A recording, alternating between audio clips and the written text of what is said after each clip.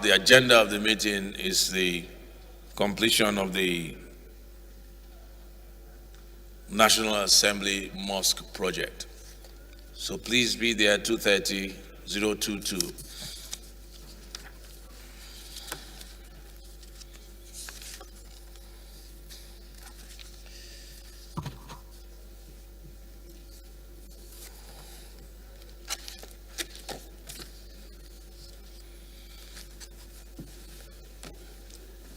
Trying to remember if, first of all, any public petition? We're going to move on. No petitions. I'm trying to remember if there was any motion of urgent public importance. Honorable Pray.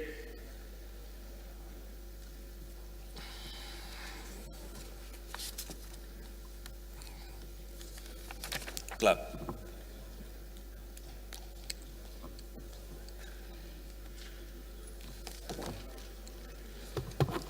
Thank you, Mr. Speaker.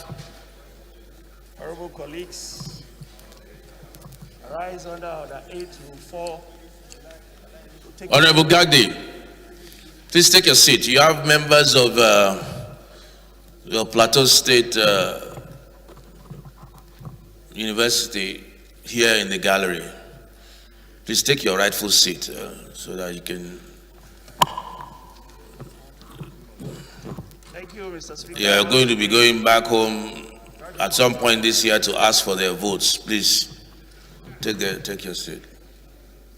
And you cannot get up from that seat until we close proceedings.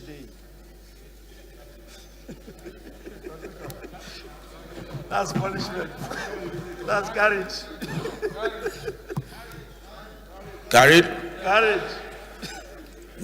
All those who accept that Honorable Gagdi cannot leave this chambers or leave that seat until after proceedings, please say aye. Aye. All those against, please say nay. The ayes have it. Leave that seat. Go ahead, Honorable Pray.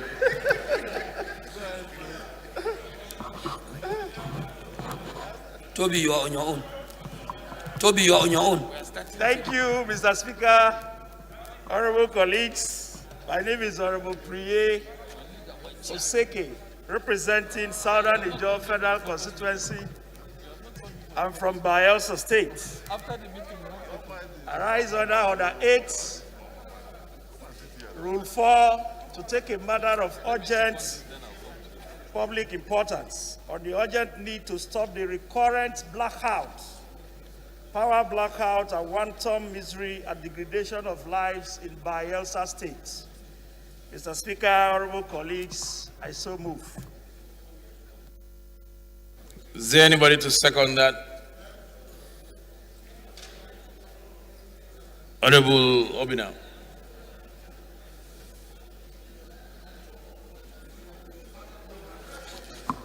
Thank you, Right Honorable Speaker, honorable colleagues. My name is Obina Chidoka, Yes. honorable member representing Idemili North, Idemili South Federal Constituency of Anambra State. I rise this afternoon to second that this matter be taken is urgent, is public, and we should suspend all relevant rules that allow Honorable Priye to take this matter. I so second, Mr. Speaker.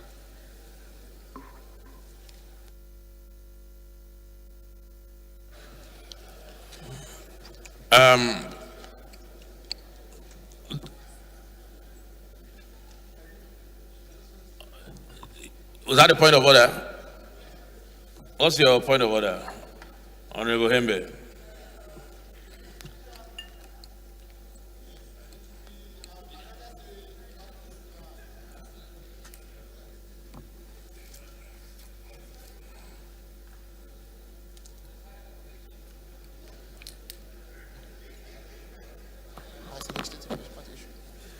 Thank you, Mr. Speaker. My name is Herman Hembe. I'd like to just come under maybe personal explanation to raise issues related to the motion that he has brought forward. The matter that he has brought is supposed to be, at this point, a matter of urgent public national interest. First of all, that matter to me is not urgent and of any national interest. And he seeks to ask that we legislate here to prevent power outages in a particular state. I don't even see how that makes sense. I don't even see how we can do that. I don't think that it is the will of the power generating companies or the distribution companies to deliberately refuse giving money, power to people, and in the process lose money. To ask us to get into such a thing will portray us to Nigerians as not a serious chamber. We should get into more serious business and forget something like this. Thank you, Mr. Speaker. Honorable colleagues, I think Honorable Hembe raises a very important issue. What he's saying is that that matter, that motion, as good as it is not a matter of urgent public importance. Honorable members, I have explained this over and over to several members who bring matters that should be on the order paper and bring it as urgent public importance. I still got a few today, and we've tried to explain to you, and Honorable Member, you should have just come on, it's not personal explanation, you have come under point of order, even referencing the order and the rule on urgent public importance. It loses its impact, it loses its definition when we continue to bring any matter under urgent public importance. We have proper procedure, motion on notice. We didn't need Honorable Hembe to remind us, but I'm glad that he did. Yesterday, we had a matter. It took the Deputy Speaker to alert me to the fact, which I already knew, that this was not a matter of urgent public importance, which I had even told the person. The other day, last week, it took the Chairman Business and Rules to raise it on the floor, just like Hembe did, that was not a matter of urgent public importance. So I think from moving forward, we have to be very strict.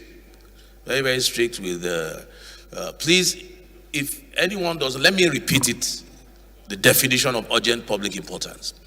What it means is that if we don't take that matter right now and right there and now, that there will be a serious problem. It cannot wait till next week. It cannot wait till 3 days' time. That is what urgent public importance means by our rules. Anything that can wait to go on the order paper, 2 days notice, 3 days notice, then that's a motion on notice. And all our motions should be, 90% of them should be motions on notice. It is that 10% that is reserved for issues that cannot wait or that cannot be taken in a few days. So I hope members will take cognizance of that point as raised by Honorable Hembe. Hembe, your point of order, which you call personal explanation, is sustained, but because the mover has already started, we'll allow him to conclude.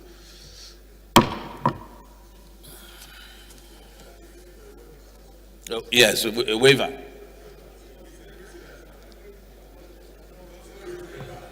Thank you, Mr. Speaker, for this gracious waiver that has been given. But let me also plead with the entire House that this motion is a bit urgent in the sense that if an entire state... Maybe I hope it won't be an exercise in futility. Please, we did not put the question. And I'm worried about putting the question. So, those in favor of the fact that this matter is urgent enough, please say aye. Those against, please say nay. The ayes have it.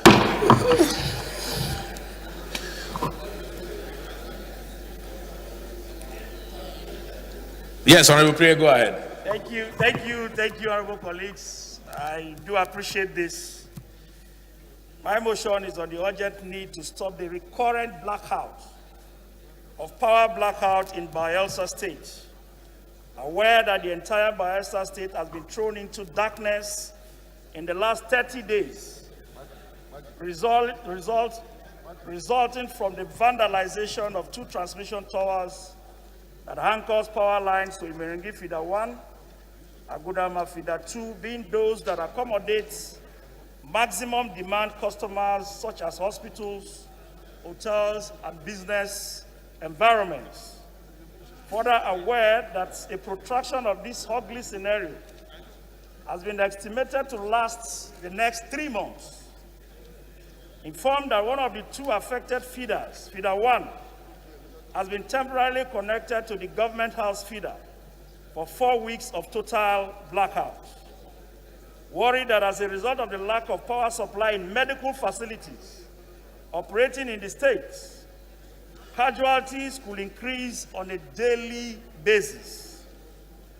Very worried that considering the youth restiveness on account of mass unemployment and the recurring blackout is tilting towards closure of businesses operating in the states, thereby increasing the likelihood of throwing more youths into the already overbloated labor market. Disturbed that within the reference period, crime rate has increased. Honorable Wole, okay, please approach the chair. Crime rate has increased. This could lead to losses of life and property in the state if not timely checked. Note that the Bayelsa State government has shown commitment in providing land for substations, partnered the TCN in the evaluation of right-of-way compensation and the provision of security for projects. Also note that the government has liaised with the TCN to come up with comprehensive design for facilities in achieving their goals, as well as interfacing with the Port Harcourt Electricity Distribution Company in order to expand the power distribution network in the entire state. But very worried, however, that in the face of all these efforts on the part of the state government, no critical power transmission facilities required in Bayelsa State to upgrade and expand the 132 kV transmission substation has seen the light of the day, despite the award several years back. Further note that the said critical power facilities required in Bayelsa that have been awarded several years back are one number of 2 by 150 MVA transformer substation in Yenegoa, 120-kilometer Okoroma Azama Okubie 130 kVA distribution line, and others. More worried that the lack of progress on this project already awarded by the TCN has culminated in the avoidable recurring blackout currently experienced in Bayelsa State. The House therefore resolved to mandate the House Committee on Power to invite the Port Harcourt Electricity Distribution Company to explain the prevailing sad experience of recurring blackouts in an entire state. Mandate the House Committee on Power to liaise with the Transmission Company of Nigeria to execute all projects towards upgrading the 132 kVA transmission substation and other projects in Bayelsa, Delta, and River States. Urge the House Committee on Power to invite the Ministry of Power to oversee the process of reversing the embarrassing and continued blackouts in Bayelsa State. Mr. Speaker, honorable colleagues, I so move.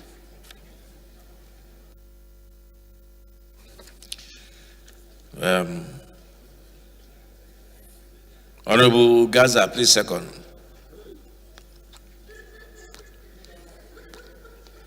Honorable Gaza, please second. Where is he?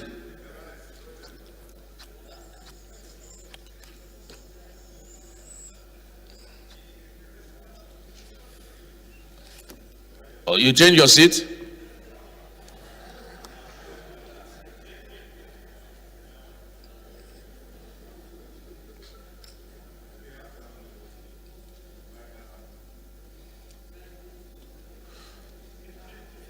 Oh, were you the one here with me a minute ago? I didn't know, Honorable Gaza. Sorry.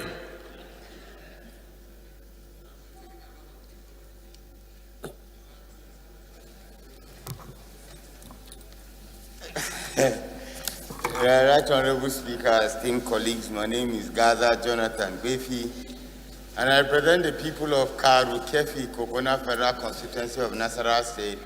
I rise to second the motion ably moved by my colleague from Bayelsa State. I will pray so move.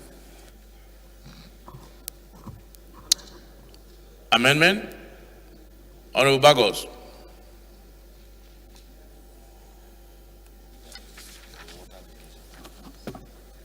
Thank you, Honorable Speaker, honorable colleagues. I'm Dachi Musa Bagos, representing the good, great people of Jos South, Jos East Federal Constituency. From the wonderful motion my colleague have raised, Right Honorable Speaker, you find out that the Transition Company of Nigeria is not just only in Bayelsa. So I want to amend that the scope of the investigation should not just be in Bayelsa State, but for the entire country, because we have the same issue in various states. I so move, Mr. Speaker.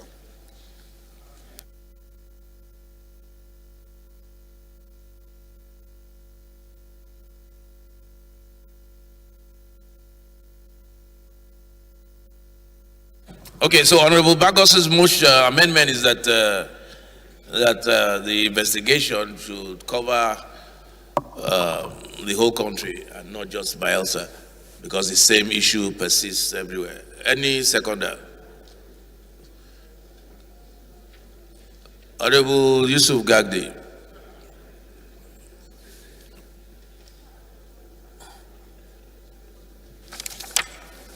Mr. Speaker, honorable members, I am Honorable Yusuf Gagdi. I represent Panshinkanke Kanam Federal Constituency. I'm from Plateau State.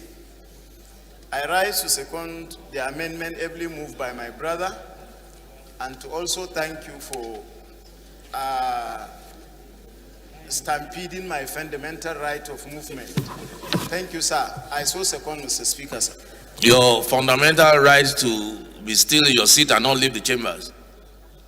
That's what you've just told your constituents. You have a fundamental right to leave chambers when you are elected to come. And the good thing is that you've been a good legislator, so we'll allow you to that one to slide. Former Deputy Speaker Plateau. Toby.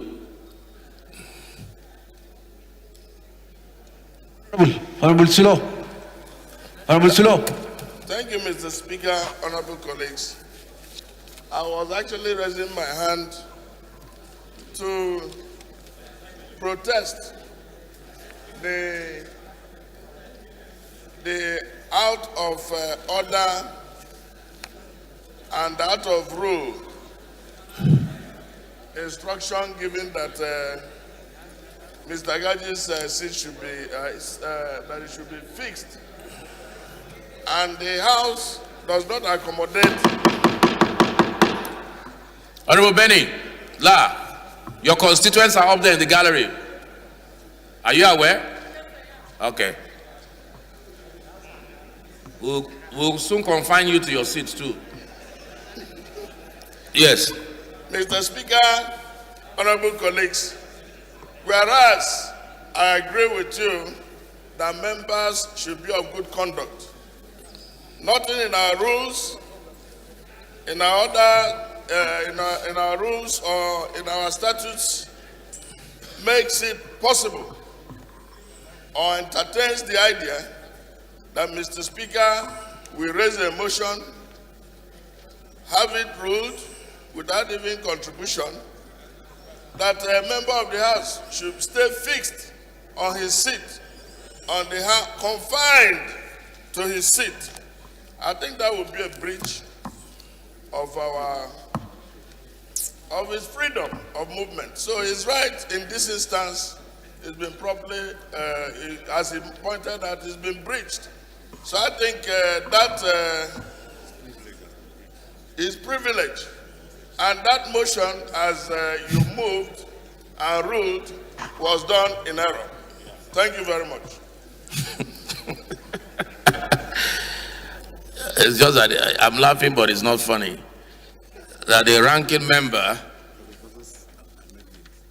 will say that the Speaker does not have the right to confine somebody to his seat and tell him to be of good conduct.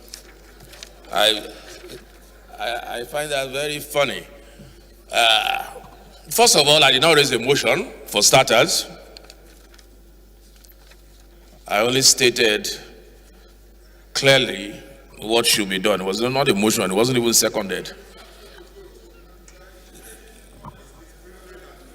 Second of all, our rules, if you look at your rules very well, say that you must view of good conduct is inherent in our rules. Inherent in our rules. And conduct, good conduct, is only as defined by the chair. I am the custodian of the rules. I define and interpret the rules as I please, not you, especially a deputy minority something. A deputy minority something. You have an opinion. Opinions are not expressed on the floor. Submissions are made. Opinions are not expressed. The only opinion that counts in a legislative house is the opinion of the speaker. So you are overruled. Honorable Gagdi, you remain confined to your seat until after this sitting. Those in favor of the amendment as moved by Honorable Bagos, please say aye. Those against, please say nay. Ayes have it. The motion as moved by Honorable Priye, please say aye. Those against, please say nay. Ayes have it.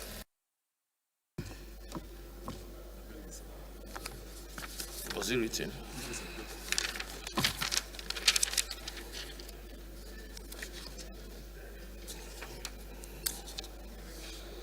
Honorable Chuchu Onyema.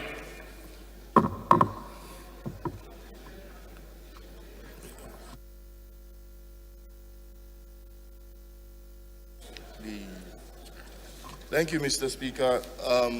Chukwuka Onyema, I represent Ogbaru Federal Constituency of Anambra State. Actually, mine is a matter of urgent public importance concerning a fire outbreak. But listening to your definition of urgent public importance and that of my brother, Honorable Embe, I think not to, in line with what you said, it's a fire outbreak, it has already happened. So in some ways you might say it's important, in some ways you might say it's not important. So I would like to step it down and put it on notice. But I would like to plead with the House, to plead with the Chairman, Rules and Business, to bring it up almost immediately. Thank you, Mr. Speaker. Thank you very much, Honorable Chuchu. I don't know if members listened carefully to Honorable Chuchu. He had a motion of urgent public importance regarding a fire outbreak in his constituency. But being the experienced lawmaker that he is, he accepted the fact that it was not a motion of urgent public importance and it's a motion that should have been brought on notice. And he has agreed to step it down. And he has also pleaded, Chairman, Business and Rules, if you can please list Honorable Chuchu's motion for tomorrow on notice, since he has agreed that it is not a motion of urgent public importance. Let's give him that privilege, please, to bring it up for tomorrow. Thank you, Honorable Chuchu. So, moving right along, the first order of the day is commencement of debate. Hold on a second. Sorry. Honourable members, the business of the day is presentation of 5 reports of the Committee on Health Institutions, standing in the name of Honourable Pascal Obi. Honourable Obi is invited to present the reports.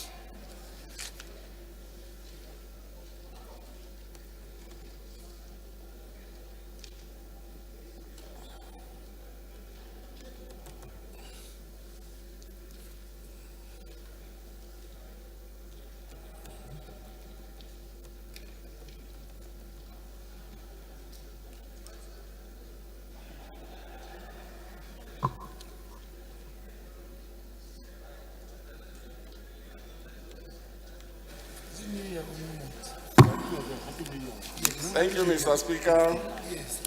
Thank you, my honorable colleagues.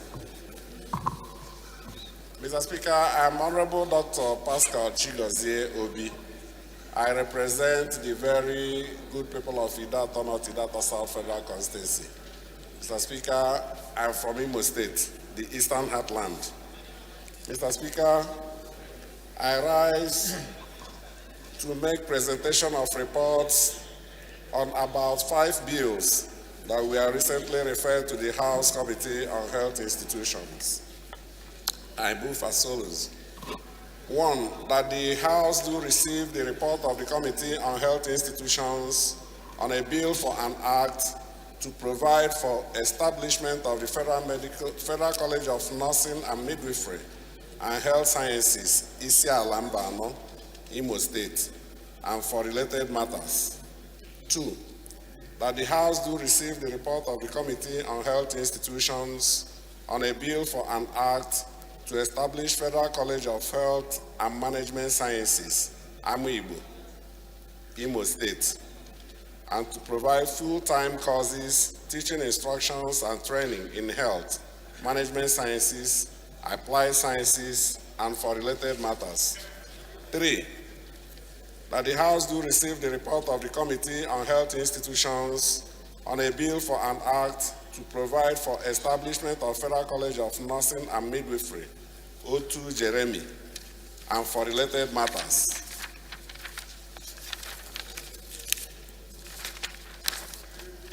4, that the House do receive the report of the Committee on Health Institutions on a bill for an act to establish Federal College of Medical Laboratory Science and Technology, JOS, and to provide for courses leading to the award of diplomas and certificates in medical laboratory technology and for related matters.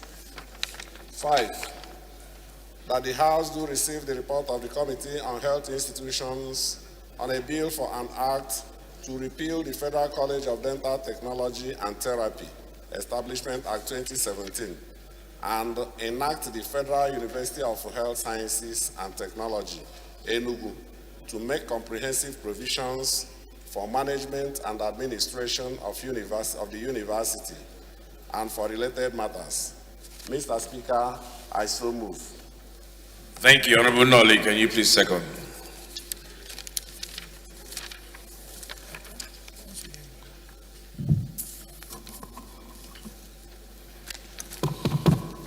Mr. Speaker, distinguished colleagues, my name is Nolly Munaji. I represent in Kano East and in Kano West Federal Constituency. I'm from Enugu State. Mr. Speaker, colleagues, I rise to second the motion as moved by Honorable Pascal. I so second. Thank you. Those in favor of the motion, please say aye. Those against, please say nay. Ayes have it. Honorable Obi, please lay your report. The first order of the day is commencement of debate on the general principles of a bill for an act to amend the Agricultural Research Council of Nigeria Act Cap A12 Laws of the Federation of Nigeria 2004 as amended to make provisions for establishment of Federal College of Agriculture, Kinikasama, and for related matters, standing in the name of Honorable Abubakar Hassan Fulata and Honorable Munir Dan Agundi.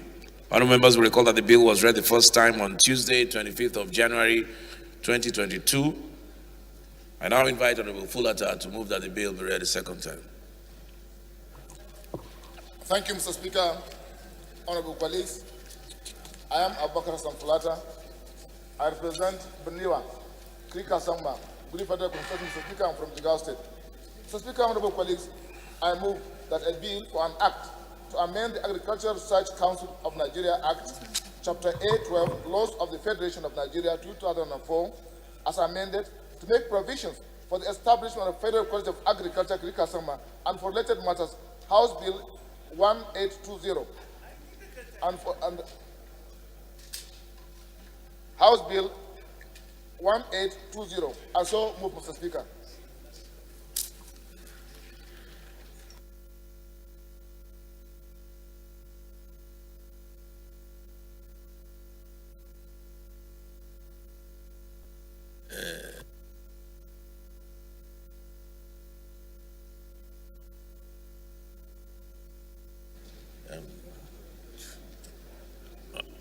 Honorable Babao.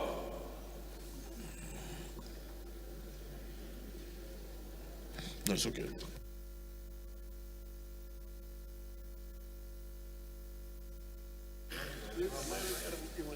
Thank you, Mr. Speaker, honorable colleagues. Ameja Hababa is my name. Chibok Dambo Goza Federal Constituency is where I represent. I rise to second a motion ably moved by leader of the House. I so second. Thank you, Honorable Baba. I think it's a straightforward establishment bill. Did I just put the question? Okay. Those in favor, please say aye. Those against, please say nay. Ayes have it.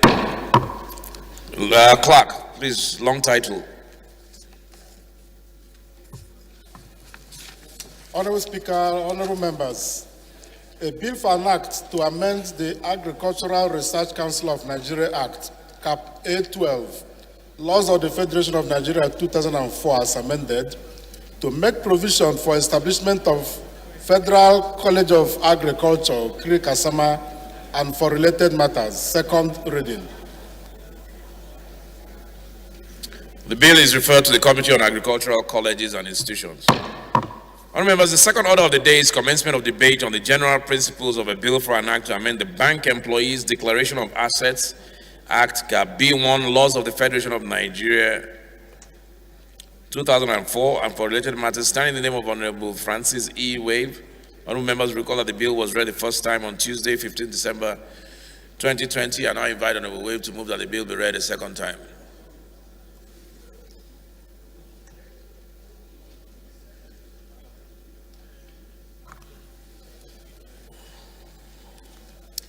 Thank you, Your Excellency, Right Honorable Speaker. Francis Ejirogane Waive is my name, and I represent the entire people of Ughelli North, Ughelli South, and Udu. Mr. Speaker, I'm from Delta State. I rise to move that the bill for an act to amend the Bank Employees Declaration of Access Act, Cap B1, Laws of the Federation of Nigeria 2004, and for related matters, HB 1180, be read a second time. I so move, Mr. Speaker. Thank you. Honorable Princess Miriam, please second.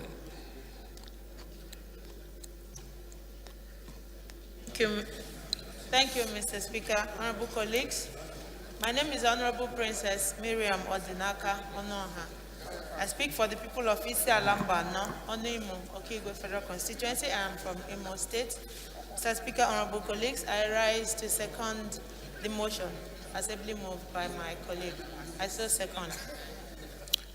All right. Before we put the question, Honorable Wave, what's your bill trying to amend?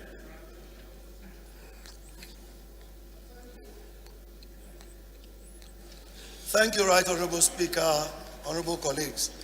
We know that the challenge today in our country with internet fraud and banking, this bill, the amendment of this bill is meant to achieve two things. One, for the banks to have up-to-date data. Hold on, Honorable Nkiru. I think Honorable Toby actually wanted to know what this was about. Correct?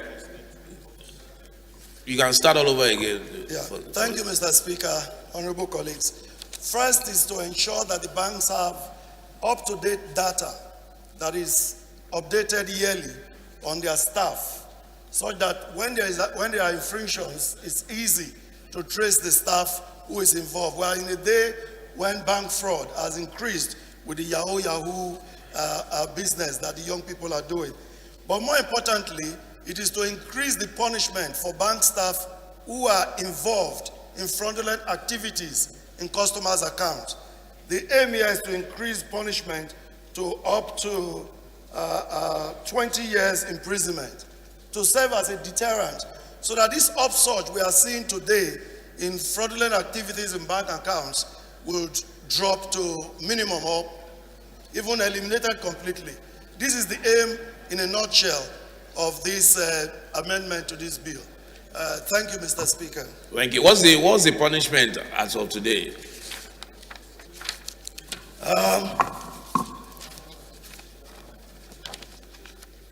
You seek to increase it to 20 years, but what is it as of today? Give me a minute, Mr. Speaker, while I retrieve the act proper. Once you do that, Honorable Gagdi, go ahead.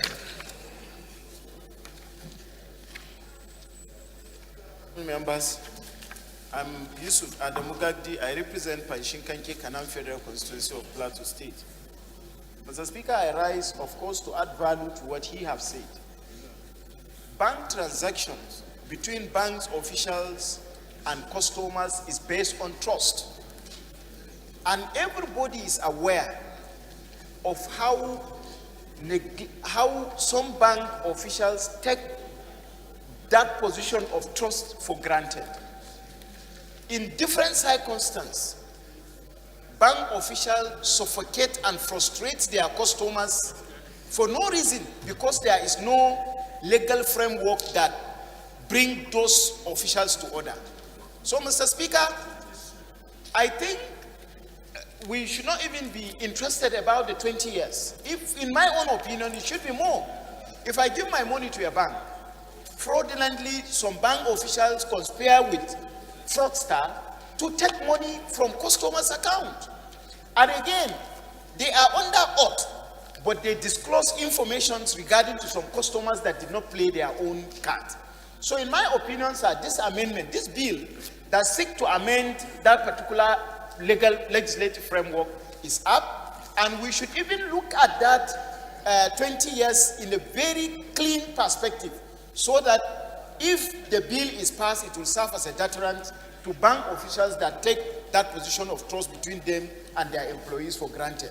Thank you, Mr. Speaker. Okay, we'll open the floor for debate. I just want to find it. Did you find it? Yes. What does it say?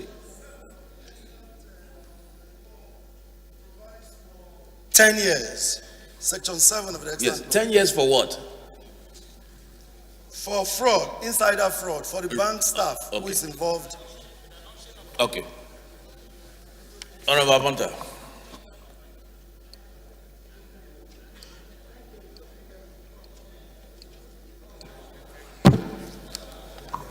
Thank you, Mr. Speaker, colleagues. I remain Uzoma Nkim Abonta, Mr. Speaker, I'm from Abia. Mr. Speaker, I think this bill seems to reintroduce confidence in banking. Mr. Speaker, in view of the fraud going on now, there will be need to strengthen banking industry or banking industry. I want to support this bill from the angle of enlarging who is an employee of a bank. Mr. Speaker, the managing director, the board of directors are owners of the bank, employees of the bank. Some fraud, like we read, they'll tell you one MD is having is richer than the bank. They'll tell you a board member is this and so on. So there should be a narrow description of employees of a bank.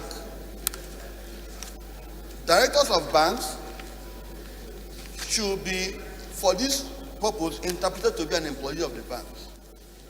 We've seen directors assessing loans without collateral. At the end, they said it's a bad loan. And if you apply this law strictly, it's not an employee of the bank. So bank owners, anybody who is related to the bank should be deemed to be an employee of the bank. So the directors of the bank will not be richer than all the deposit owners. So they will not be richer than that at the end of it. If you look at, for example, if you go to historically, most banks that failed, the directors will simply form another bank, and then they move on, and then NDIC will give people 500,000, no matter what they have. I think that this bill should be allowed to go and call the critical stakeholders in that industry, including those who borrow a lot of money and those who deposit. So come and say their opinion. We must trace whosoever is got to do, not just fraud. There are different types of fraud. There are legal permissible fraud, Mr. Speaker. There are some frauds that are legally allowed. Therefore, we should also get legislations to block it, to stop it, to cushion the effects. Thank you, Mr. Speaker. Is employee, how is it defined in the law, employee?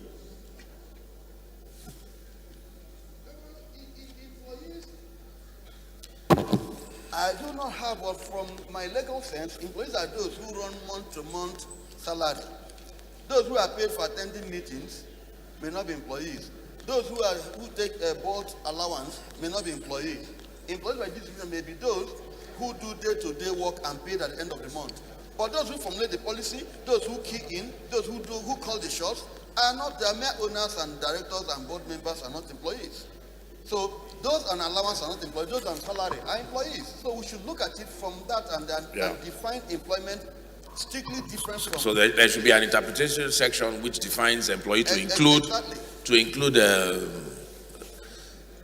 directors and MDs. Directors and board members and even consultants to it. Those ones are independent contractors, the consultants. Honorable Toby.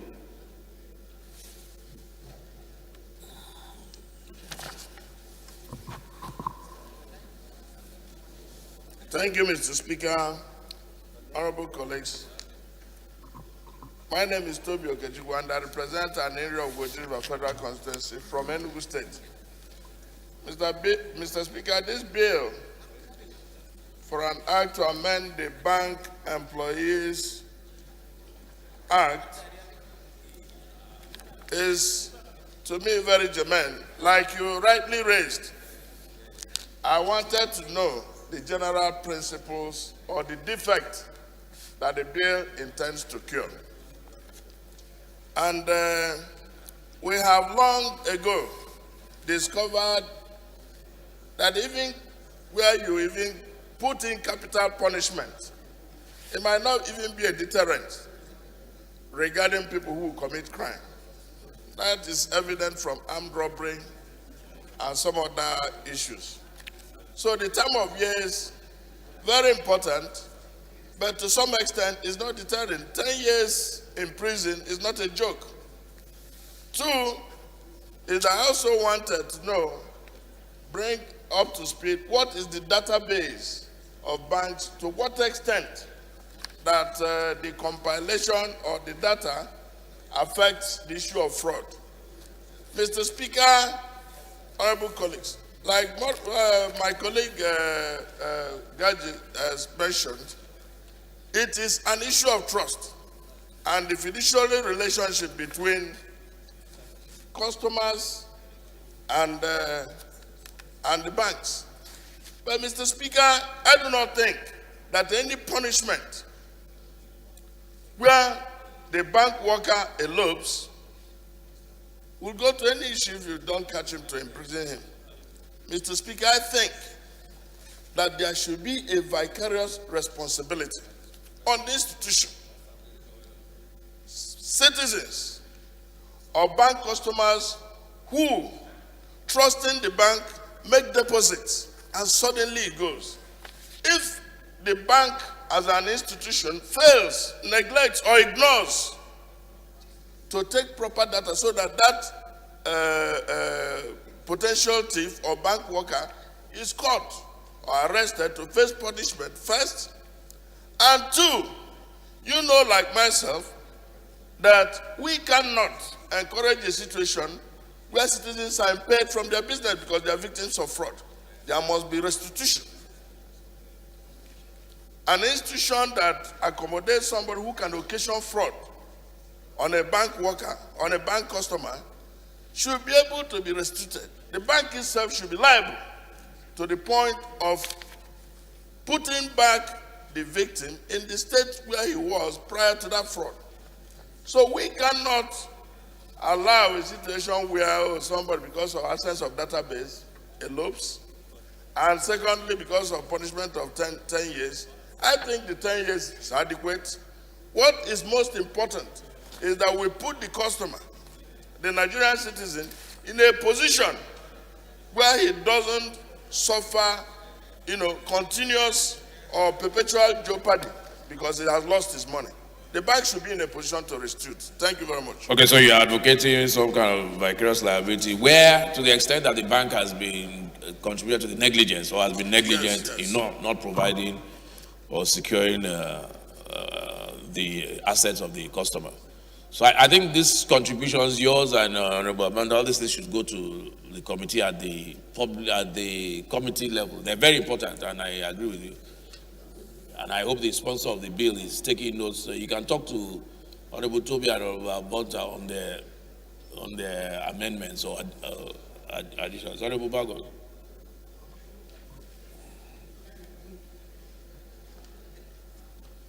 Thank you, Mr. Speaker. Right Honorable colleagues, I'm Dachu Musa Bagos, representing the good, great people of Jos South, Jos East Federal Constituency from the peaceful state of Plateau. Mr. Speaker, honorable colleagues, in respect to this bill, it has still opened us up to understand one of the areas we need to push the legislative and judiciary relationship, in the sense that we have carried out some important investigations in this floor, especially on the SIM swap fraud, where we discovered that a lot of bank officials are involved in fraudulent activities. But at the end of the day, the banks only use their bylaws to punish those bank officials, not using the law. And most of them don't even know that such laws exist. And if we pass this, and at the same time, we make sure that the judges know that these laws exist, it's going to go a long way, because most of the times before we hear that a banker is being prosecuted or taken to jail, unless or when EFCC takes such to court. But a lot of fraud being taken and carried out in various banks without any concrete judicial punishment, only through their bank laws. Either they suspend him or they dismiss him, and another bank will likely take him again tomorrow, and the same person continue perpetrating the same act. But with these laws and ensuring that these laws exist, because a lot of them don't even know that there is such a law in existence. But if we make this law to be so punishable, and at the same time, the judges, we can be able to make sure that they know that even the police can take them to court, not only the EFCC. And at the same time, the detriment will be able to be so effective as a result of this law. Thank you, Honorable Bagos. It's good to have laws like this and have. I don't, even without these laws, it's good to have them, but even without these laws, there's the common law. So I don't think that banks are using just their rules and regulation. There's the common law, because it's theft. It's theft. And so therefore, that even should surface. But it's good to have this to even narrow it down further than just suspension, like you said. I agree. I think there must be a duty. I think maybe there should even be a duty, a must, mandatory, not even may.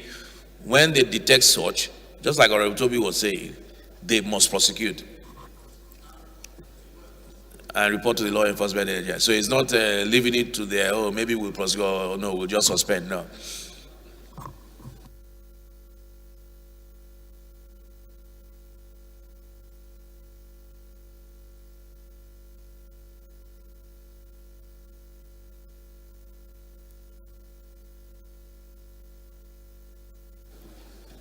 Okay, the last comment.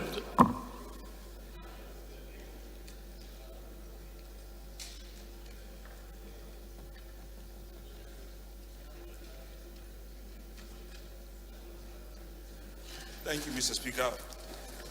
My name is Joe Robert Anna. I speak for the people of Kwanda and Mishongo from Benue State.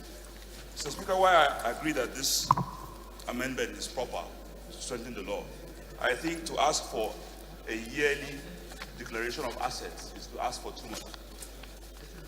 4 years even is a lot of stress for us to do. So asking people to declare assets every 1 year will be asking for, I think it will be asking for too much. Secondly, all we agree that punishment for offenses should be reformed.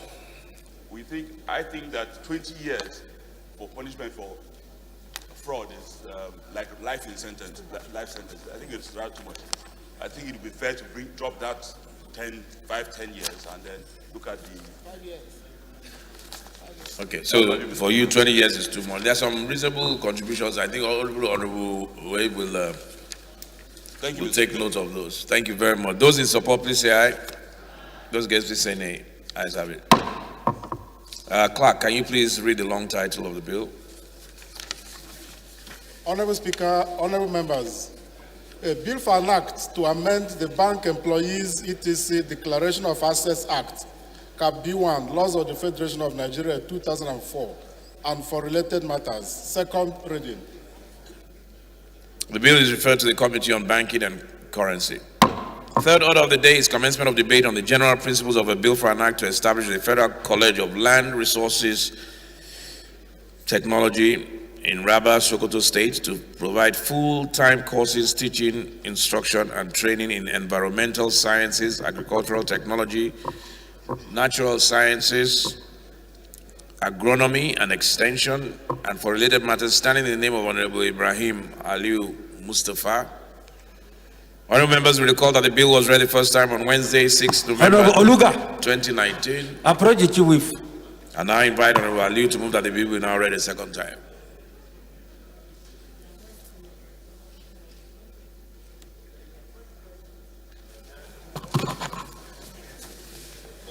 Thank you so very much. Your Excellency, the Right Honorable Speaker, honorable colleagues. I am acting Honorable Ibrahim Al-Mustafa Aliyu, member representing Wurno Rabba Federal Constituency from Sokoto State. Mr. Speaker, honorable colleagues, I rise to move that the Act seeking to establish Federal College of Land Resources Technology, Rabba, Sokoto State, to provide for full-time courses, teaching, instruction, and training in environmental sciences, agricultural technology, natural sciences, Honorable Benila, and extension, and for related matters, be read the second time. I so move, Mr. Speaker. Honorable Benila, please second. Honorable Benila, please, no, you can't use the toilet. Come.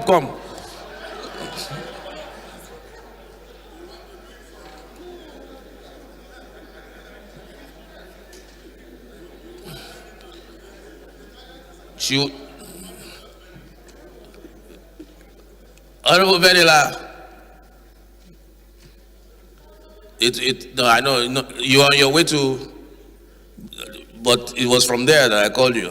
That's the wrong direction. But come on, second, please. Come on, second. Thank you. It's Honorable Benila, please.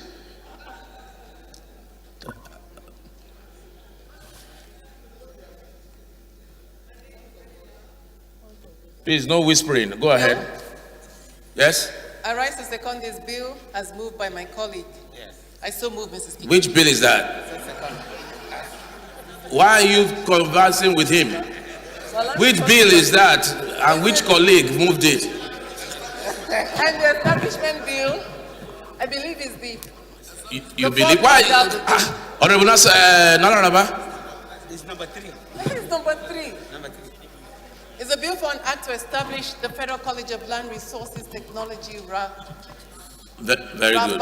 Sokoto State. Very good. Who moved it? It was moved by my colleague, Honorable Ibrahim Al-Mustafa. Okay, it's written in the other paper. Those in favor, please say aye.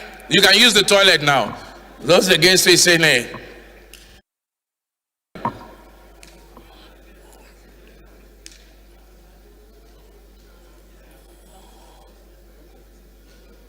Long title, please, Clerk. Honorable Speaker, honorable members, a bill for an act to establish Federal College of Land Resources Technology, Rabba, Sokoto State, to provide full-time courses, teaching, instruction, and training in environmental sciences, agricultural technology, natural sciences, agronomy and extension, and for related matters. Second reading.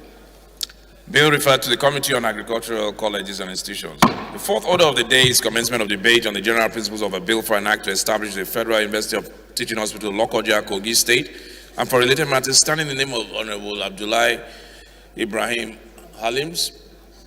Honourable members will recall that the bill was read the first time on Wednesday, 15 September 2021, and now call on Honourable Halims Abdullahi to move that the bill be read a second time. Mr. Speaker, it seems that He's here. I think it's not sabotage. Thank you, Mr. Speaker, distinguished honorable colleagues. I remain Honorable Abdullah Ibrahim Halims. I represent the good people of Ankpa, Omala, Olamboro Federal Constituency. I am from Kogi State. I rise to move that the bill for an act to establish Federal University Teaching Hospital, Lokoja, Kogi State, and for related matters, House Bill 1586 be read the second time. I so move, Mr. Speaker.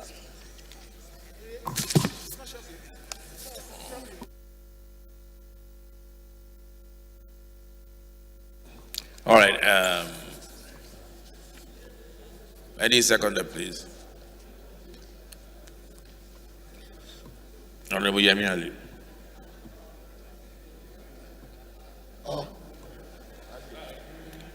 Okay, go ahead. No, go ahead. Sorry, I thought it was. No. thank you. Owolabi. Honorable Olabi. Where is he? Olabi. Thank you, Mr. Speaker. Honorable colleagues, my name remains Honorable James Adisa Olabi. I rise to second the bill, ably moved by my honorable colleagues, Honorable Ibrahim Mohammed. I so second.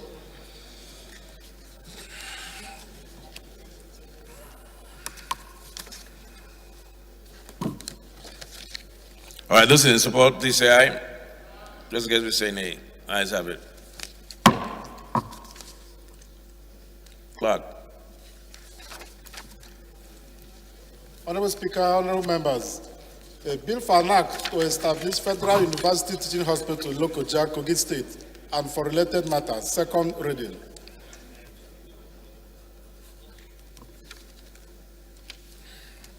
The fifth order of the day is, the bill is referred to the Committee on Health Institutions. Fifth order of the day is commencement of debate on the general principle of a bill for an act to provide for the establishment of the Federal Medical Center, Koko Delta State, and for later matter, standing in the name of Honorable Eriye Thomas. Honorable members will recall that the bill was read the first time on Tuesday, 1st December 2020, and I invite Honorable Thomas to move that the bill be read the second time.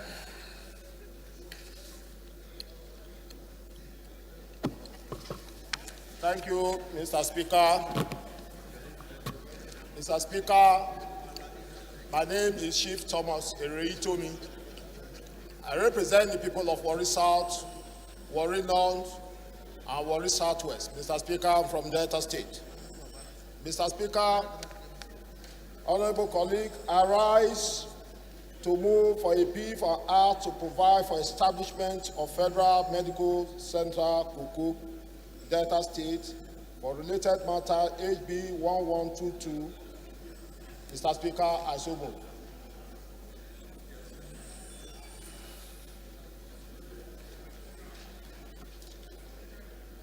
Okay, Yemi Ali.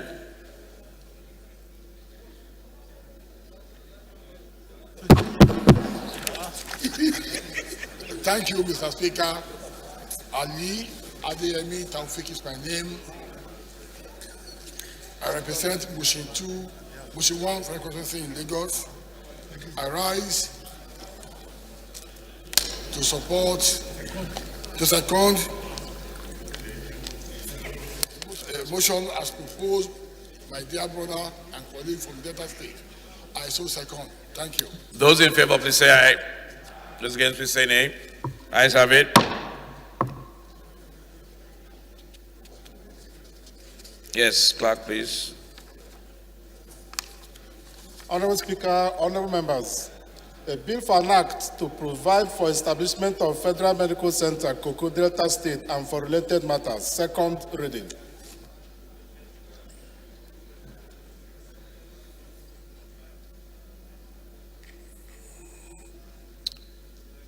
Bill referred to the Committee on Health Institutions.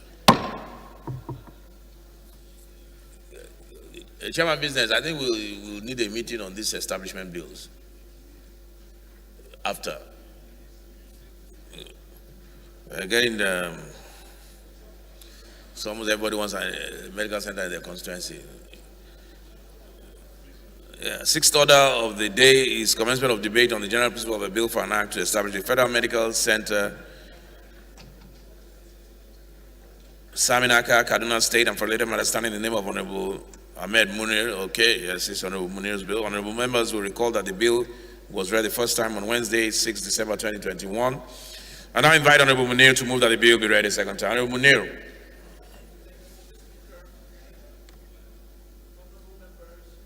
My names are Honorable Ahmed Munir, and I represent Lere Federal Constituency, Kaduna State.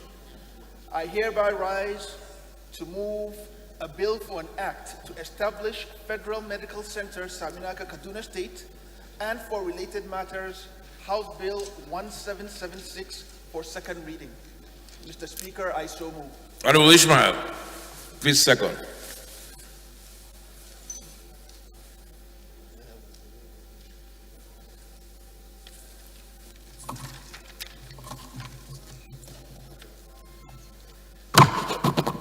Thank you, Mr. Speaker.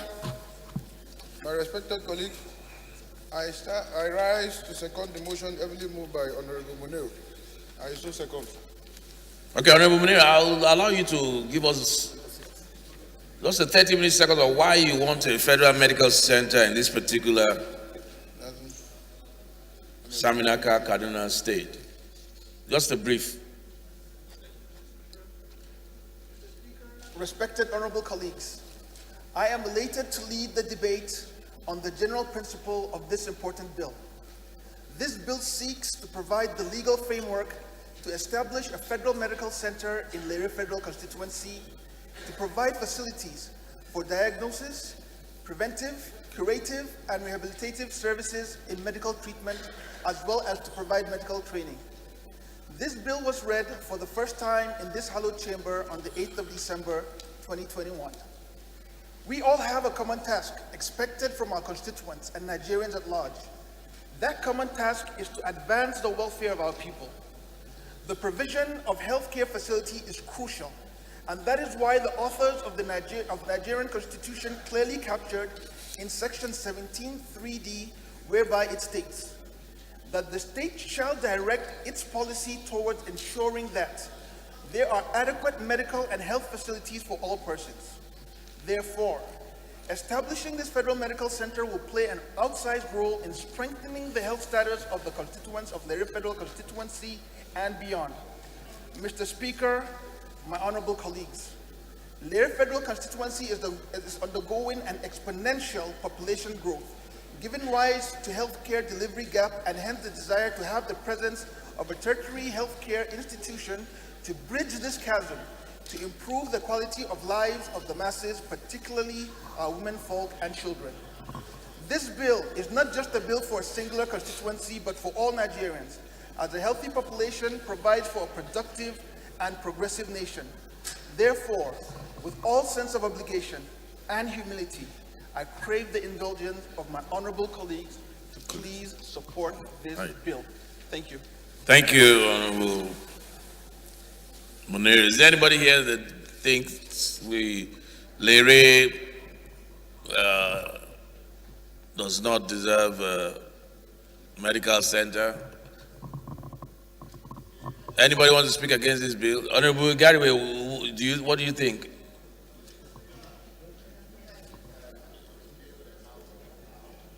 I think it's a good bill.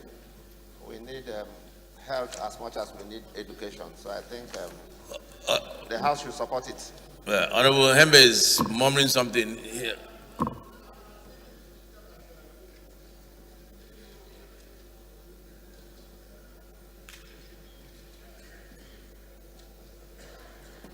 One second, Honorable Hembe. Okay. Yeah. Thank you, Mr. Speaker. While I applaud the idea behind him reading his adumbrration behind to the bill, I will say that as much as it's desirable there, if you allow us, I need 2 federal medical centers in my local government and 1 in the next. So you mean there will be... To allow what? If you allow me, I would even be asking for 2 federal medical centers in my local government and 1 for the other. But you know, because I understand the paucity of funds that Nigeria faces at the moment, I'm sure it will be impossible to set up 1 in each one. And so maybe you can advise properly, Mr. Speaker. Yes, I agree with Honorable Hembe, but I believe Honorable Munir has laid a solid foundation for the need. So we have to balance that need with the availability of funds. But yes, it is good representation. So I will put the question. Those in favor, please say aye. Those against, please say nay. Ayes have it. Clerk. Honorable Speaker, honorable members, a bill for an act to establish Federal Medical Center, Saminaka, Kaduna State, and for related matters. Second reading.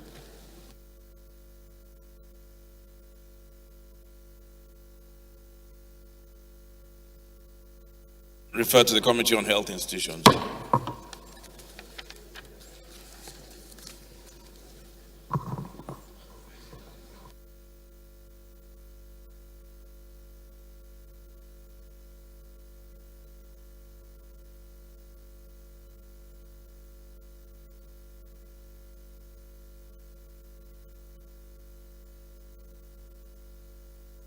The 7th order of the day is commencement of debate on the general principles of a bill for an act to establish the Institute of Climate Studies, Mafa, Borno State, and for related matters, standing in the name of Honorable Ibrahim Mohammed Bukar.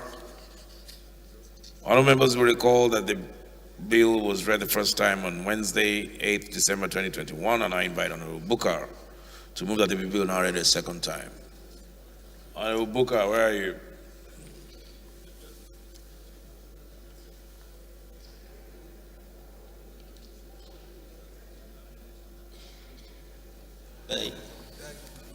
Thank you, Mr. Speaker, my honorable colleague. I'm Ibrahim Mohammed Bukar, member representing the Kondogamafa Federal Constituency. I'm from Borno State. I rise to present a bill for an act to establish Federal Institute of Arid and Climate Studies, Mafa, in Borno State, and for related matters to be read for the second time. I so move.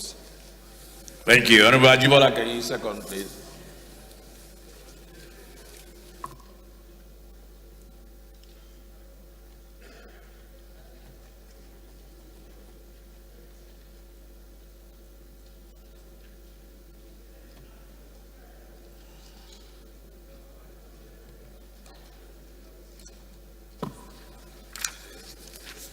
Thank you very much.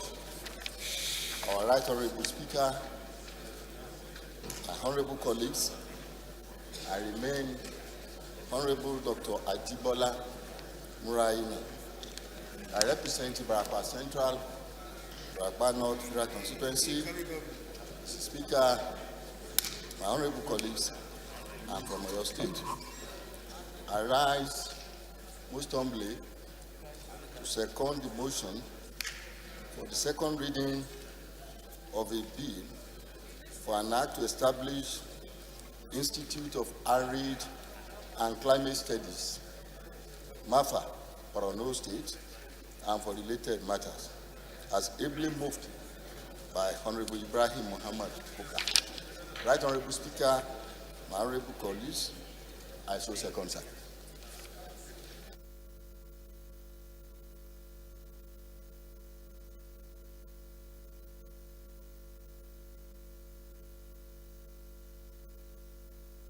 Chairman Media, please, quickly.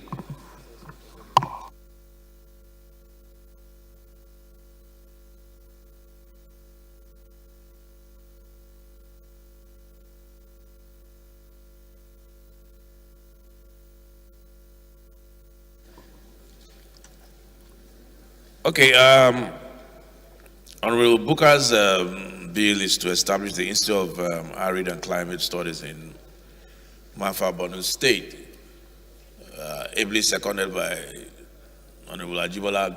Those in favor, please say aye. Those against, please say nay.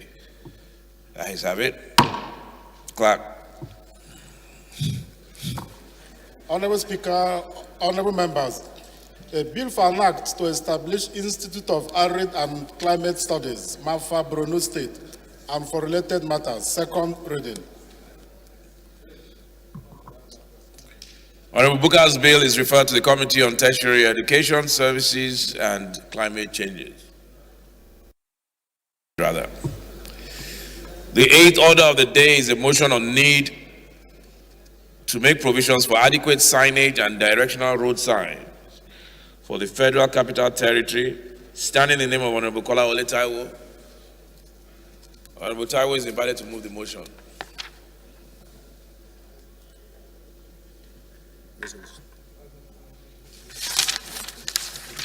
Thank you, Mr. Speaker. Good day. My colleague. My name is Honorable Kola Ole Taiwo. I represent Ajeromi Federal Constituency. I hereby move that the House note that signage and directional signs promote orderliness and make the society more efficient as it makes locating places and navigation of facilities convenient and easy for users. Also note that most civilized cities across the world have adequate signage and directional road signs for use by both inhabitants and visitors. Concerned that there are inadequate signage and directional road signs on some major roads in the Federal Capital Territory, and some of the existing ones are either worn out or poorly fixed, making it difficult for people to navigate within the city. Also concerned that impression of the international community about FCT, if locating places of interest and businesses is difficult. Worried that many accidents have occurred as a result of motorists not being able to concentrate on driving as they encounter difficulty in navigating using the available road signs. Also worried that easy access to correct locations and addresses can be very difficult in cases of emergency. Resolve to urge the Minister of Federal Capital Territory to order the erection of signage and directional road signs across the Federal Capital Territory, and also mandate the Committee on Federal Capital Territory to ensure implementation. I so move. Honorable Zana, please second.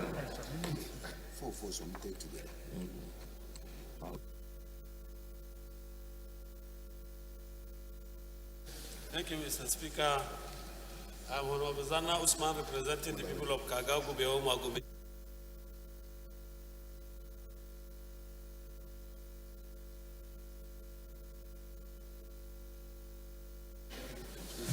What's your name again? Your mic wasn't working. Name and constituency again. Okay. Kaga Magumeri Gubio Federal Constituency. I'm from Borno State. The former commissioner in Borno. Correct? For local government. Who's amending? Honorable Engineer Johnson. What's your amendment?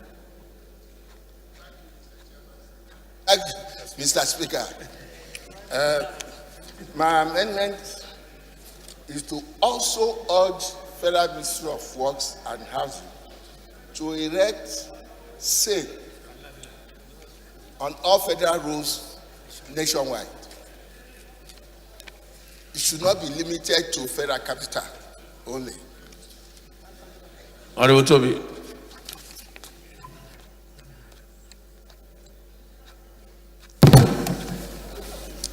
Mr. Speaker, whereas I would want to support my rep there, Johnson, I would say that since the 8th Assembly, this House made provisions and effected the introduction of those road furnitures across the Federation. So I would think that it is for the House to continue to make provision for such furniture, because it's fairly spread around the country, but there's no harm in doing so. I would also want to make a little adjustment in the main motion. Before then, because there's a motion, an amendment on ground, let's see if we can get a second and then put the question. I second. You are seconding, okay. Those in favor of the amendment, please say aye. Those against, please say nay. Ayes have it. Honorable Toby, your amendment. Thank you, Mr. Speaker, honorable colleagues. My name is Toby Okechukwu, and I represent an area of Wejiriba Federal Constituency from Enugu State. Mr. Speaker, honorable colleagues, in paragraph 2 of our colleague's motion, he had imputed that also knows that most civilized cities across the world have adequate signage, directional road signs for usage by both inhabitants and visitors. Mr. Speaker, honorable colleagues, this tends to offend or deny. Sorry, I missed your, what was it? Please, sorry, I was distracted. Mr. Speaker, I had mentioned that our colleague on paragraph 2 had imputed that in most civilized cities across the world, that they,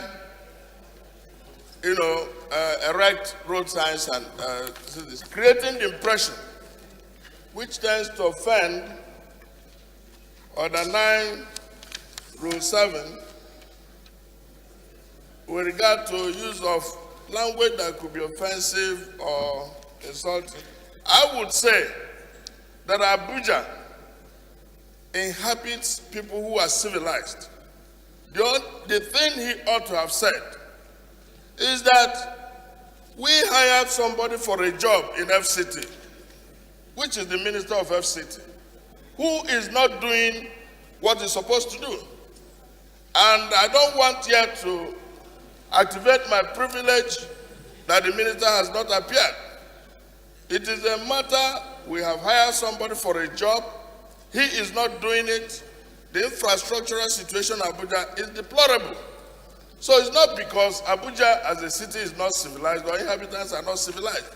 It's because the person we have commissioned as an employee to do the job is not doing so.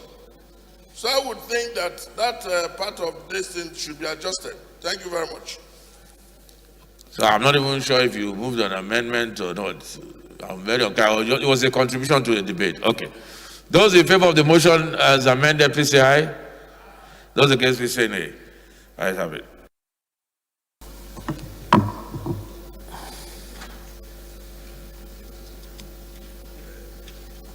The ninth order of the day is a motion on need to provide infrastructural facilities to secure the forward operation bases of 244 Battalion of 2 Brigade, Ikot Udo, Ika, and 145 Battalion, Nto, Indan, Obot, Akara local government areas of Akwa Ibom State. Standing in the name of Honorable Nyaka Umana, Honorable Umana is invited to move the motion. I'm not sure it's here.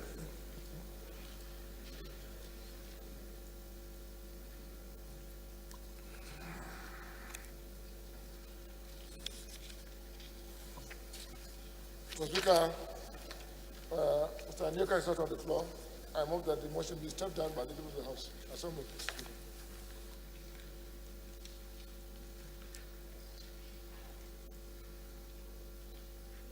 The 10th order of the day, motion step down. 10th order of the day is a motion on need to establish a divisional police station in Akunu Akoko, in Akoko Northeast local government area of Ondo State. Signed in the name of Honorable Olubumi Tunji Ojo. Honorable Tunji Ojo is invited to move the motion. Chairman, NDDC here. Yep.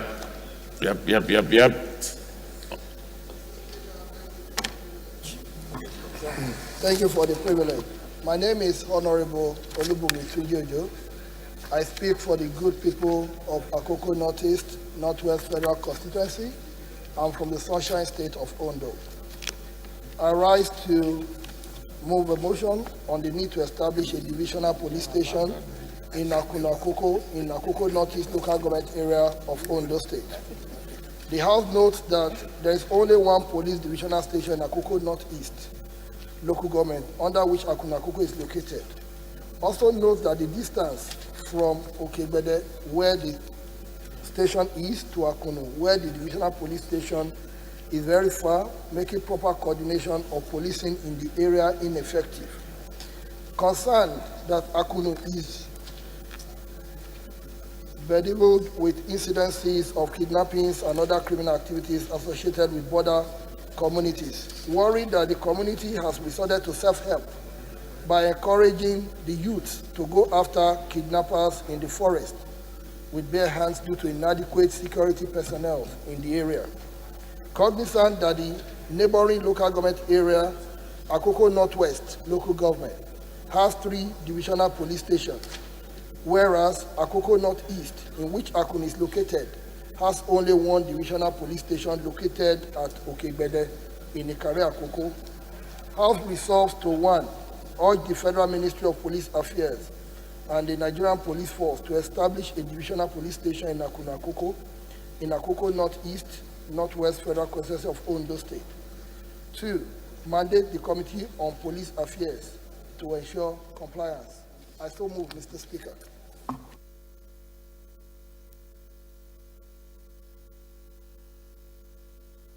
Onomaki.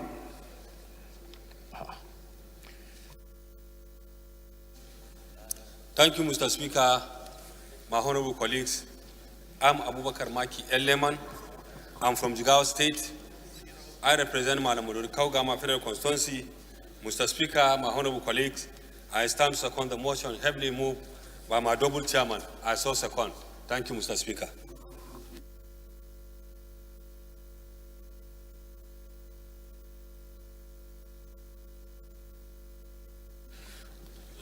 It's an infrastructure motion. Chairman NDDC, those in support, please say aye. Those against, please say nay. Ayes have it. 11th order of the day is motion on urgent need to revitalize the National Museum in Oron, Akwa Ibom State, standing in the name of Honorable Francis Charles Uriok and 1 other member. Honorable Uriok is invited to move the motion. He's not around. Mr. Speaker, Honorable Francis Charles is not on the floor. I move that the motion be stepped down by the leader of the House. I so move. Motion stepped down. 12th order of the day is a motion on need to investigate the outgoing recruitment into the Nigerian Social Insurance Trust Fund and other agencies under the Federal Ministry of Labor and Productivity, standing in the name of Honorable Ismail Tijani. Honorable Tijani is invited to move the motion.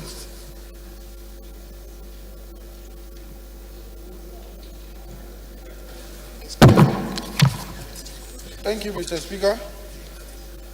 Highly respected colleagues, I rise to move a motion on need to investigate the ongoing recruitment into Nigerian Social Insurance Trust Fund and other agency under Ministry of Labor and Productivity. The House note that Nigerian Social Insurance Trust Fund is currently recruiting for the position at management level. Concerned that only people from one particular part of the country are being recruited in the current exercise, which negate the principle of federal character. Aware that the Minister of Labor and Productivity has been embroiled in a battle to control the ministry, department, agencies, including the NSI-ITF, and had been summoned by National Assembly for alleged misdemeanor in 2016 and 2021, respectively. Also aware that summon was based on allegations on employment irregularity, impunity, and anomalies indicating gross abuse of office. worried the current recruitment process at NSITF, which alleged to bias and could negatively affect the promotion of hardworking staff of the organization. Also worried that the minister alleged reign of impunity across the ministry, agency, and its supervision has continued unabated despite engagement and intervention of the National Assembly. Disturbed that the alleged undue favoritism in the among recruitment exercise at NSITF could prevent Chairman SDG. Chairman SDG, deriving please. the maximum benefit from MDAs.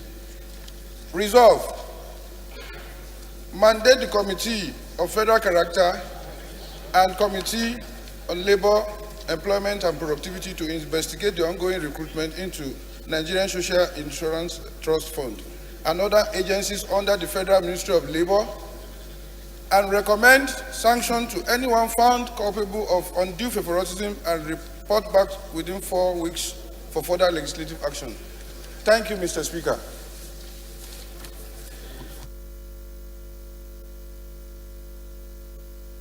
Honorable Benila, please second Honorable Tijani's.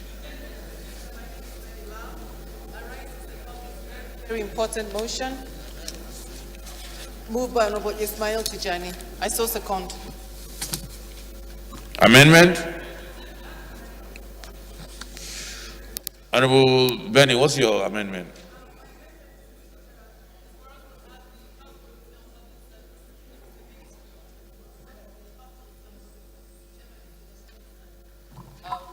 Honorable TJ, Honorable Morano. The prayers. Honorable Morano. And Honorable the prayer should TJ, include go back to your that seat. the House resolves to mandate the committees on federal character and labor, employment and productivity, and the House Committee on Public Service to investigate this matter.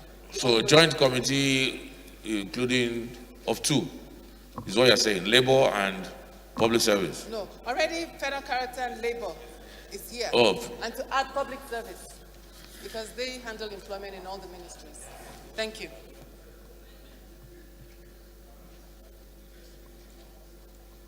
Three committees is too many.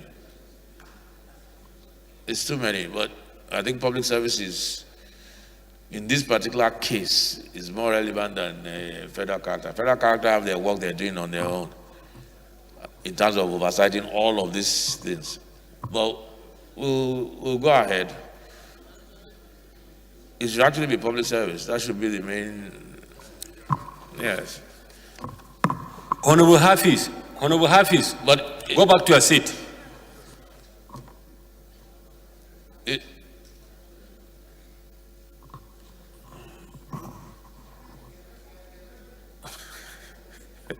Honorable Deputy Speaker.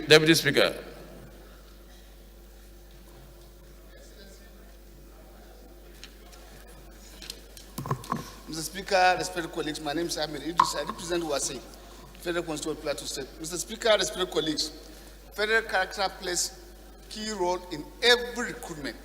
So it's not a committee to be washed off. And their own presence in every committee matters to determine as to how the matter is being carried. First, before recruitments are done, letters are written to them for waivers. The committee will be there to confirm as to whether his own agency are compliant or not compliant. Waivers to either advertise or not to advertise. And this is the foundation of all the malpractices that happen. So federal character is very relevant, sir. Thank you very much.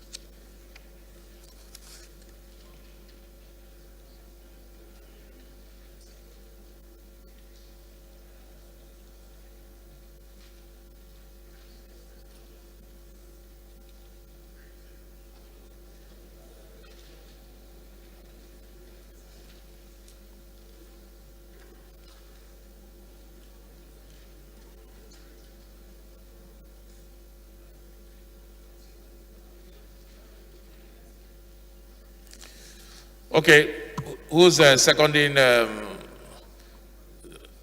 Honorable Babao? Seconding Honorable Benila's amendment to include public service. I was just trying to check the jurisdiction of federal character. Yes.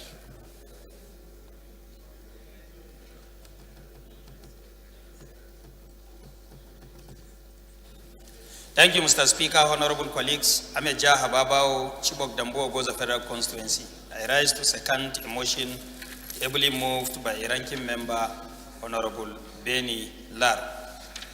I so second. Thank you. Amendment moved by Honorable Benny Lar, seconded by Honorable Jah. Those in support, please say aye. Those against, please say nay. Ayes have it. Honorable Princess Miriam, what's your amendment?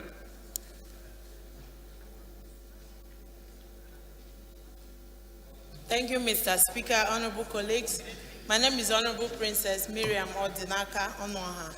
I speak for the people of Isi Alamba, no Onimo, Okigwe Federal Constituency. I am from Imo State. Mr. Speaker, honorable colleagues, Part 6, Section 29 of the Discrimination Against Persons with Disabilities Prohibitions Act of 2018 provides that all employers of labor in public organizations shall, as much as possible, have persons with disabilities constituting at least 5% of their employment. In line with these provisions, Mr. Speaker, I make the following amendment: that the committees on federal character, labor, employment, productivity, and disabilities be mandated to investigate the ongoing recruitment into the NSITF and other agencies under Federal Ministry of Labor and recommend appropriate sanctions to anyone found culpable of undue favoritism and report back within 4 weeks for further legislative action. Mr. Speaker, I do so because the Committee on Disabilities is mandated to also enforce the implementation of the Disability Act, and 5% mandatory quota of employment for persons with disability is one of the core intent and the proponents of that Disability Act. I so move, Mr. Speaker. Honorable Fago. Honorable Fago. Thank you, Mr. Speaker. Honorable Fago, dismount that group. Come back to your seat. Honorable Fago. You are distracting the sitting. Representing Kura, Madobiga, Rumal, and Federal Constituency, Mr. Speaker. I'm from Kano State. And I rise to support this very, very important amendment raised by Honorable Mariam. Mr. Speaker, I so support, Mr. Speaker. Thank you. Yeah, that's an important amendment. It's an important act that we passed in this House, discrimination against persons with disabilities, and the act must be enforced. Those in support of the amendment, please say aye. Those against, please say nay. Who's against persons with disability? Who said nay now?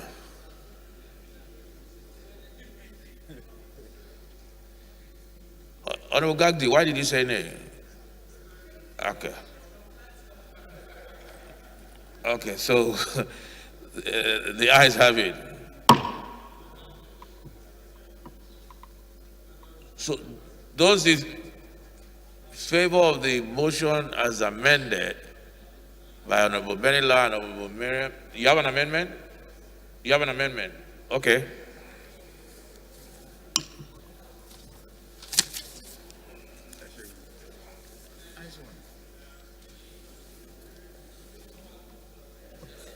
Honorable Bagos, you are disturbing the DS. Honorable Bagos, allow the DS to concentrate, please. Mr. Speaker, my dear colleagues, my name is Comrade Peter Ohiozoje Akpatasin. I represent Akoko Federal Constituency. Mr. Speaker, in addition to the first mandate, I am suggesting that we add that the committee should also investigate all MDAs where recruitment or replacement exercises are currently going on.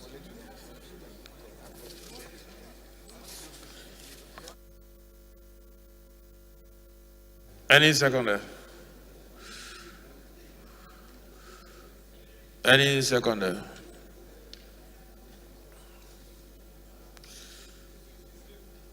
Honorable Duku. You don't want to?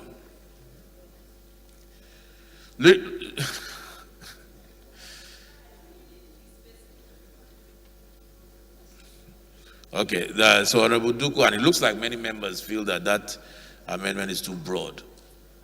They want it more specific. And we're specific now, we're talking about NSITF. So it looks like there's no seconder. So we'll move on. Honorable Akpatasi wanted to cover all MDAs, but it looks like members wanted to be more specific to NSITF. Okay.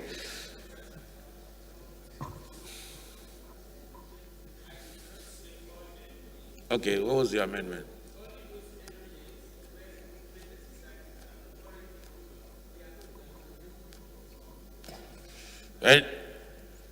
But do you know, okay, any seconder? Honorable Toby.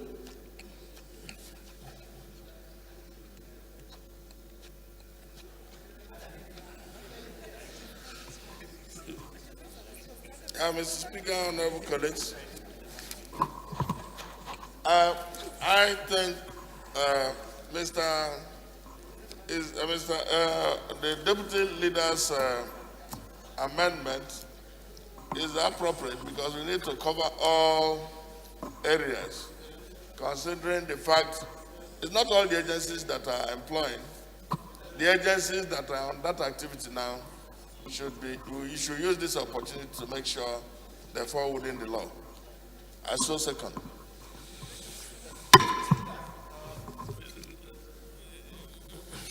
I know the point you are trying to make on Ugagdi. That will take us into a very long debate. I know your point. Your point is that the federal character is saddled with that responsibility. No? Okay. Go ahead.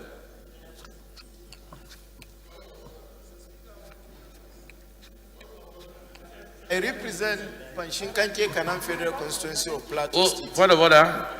Hold on, I have to take a point of order immediately. Honorable Nolly, what's your point of order? Which order? Not to get up. They didn't ask me not to talk. Which order? We moved that he shouldn't get up from his seat. I don't know if we have lifted it. If we have lifted it, we can move and change. We can move another motion to suspend it. By him standing up? Yes. I didn't say he should remain seated. I said he should be confined to his seat.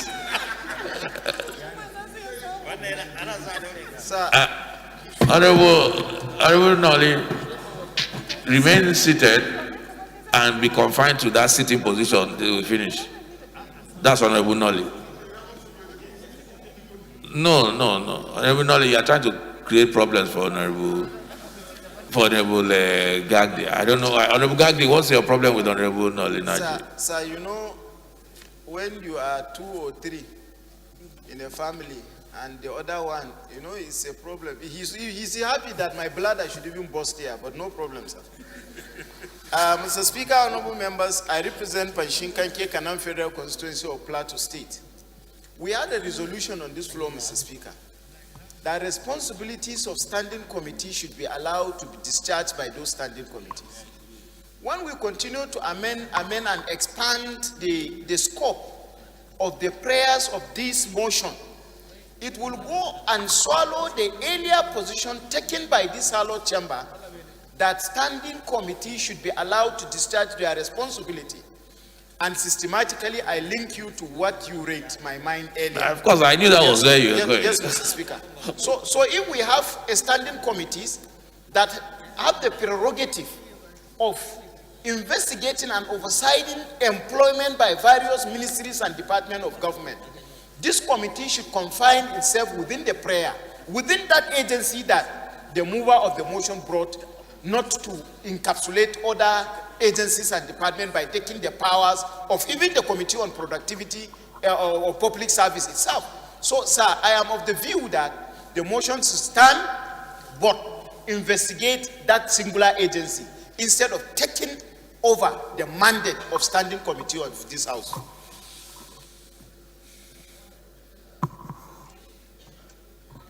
Yes.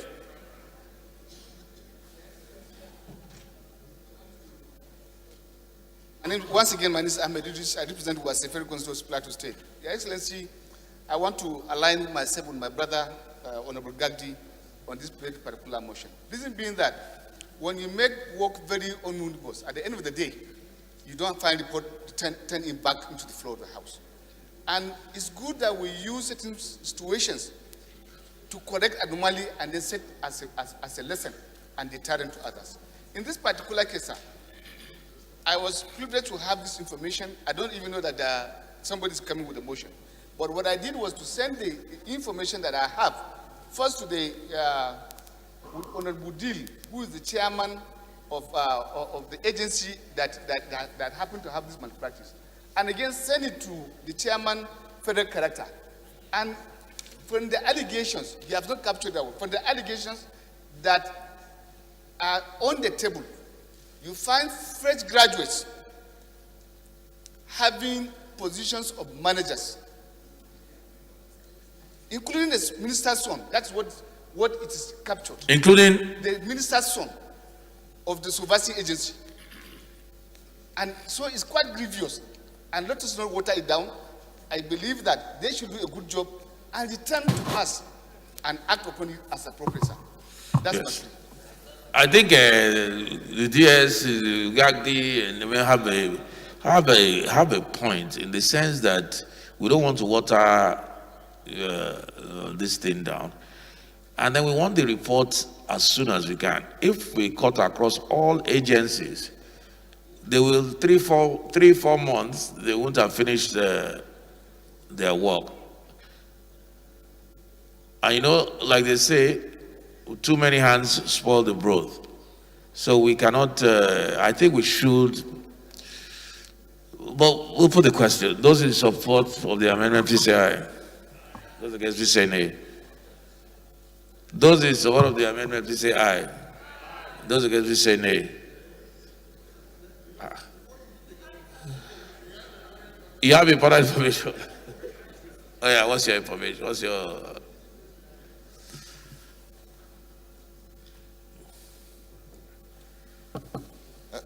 Thank you, Mr. Speaker. Honorable colleagues, I remain Dachu Musa Bogos, representing the good, great people of Jos South, Jos East Federal Constituency from the peaceful state of Plateau.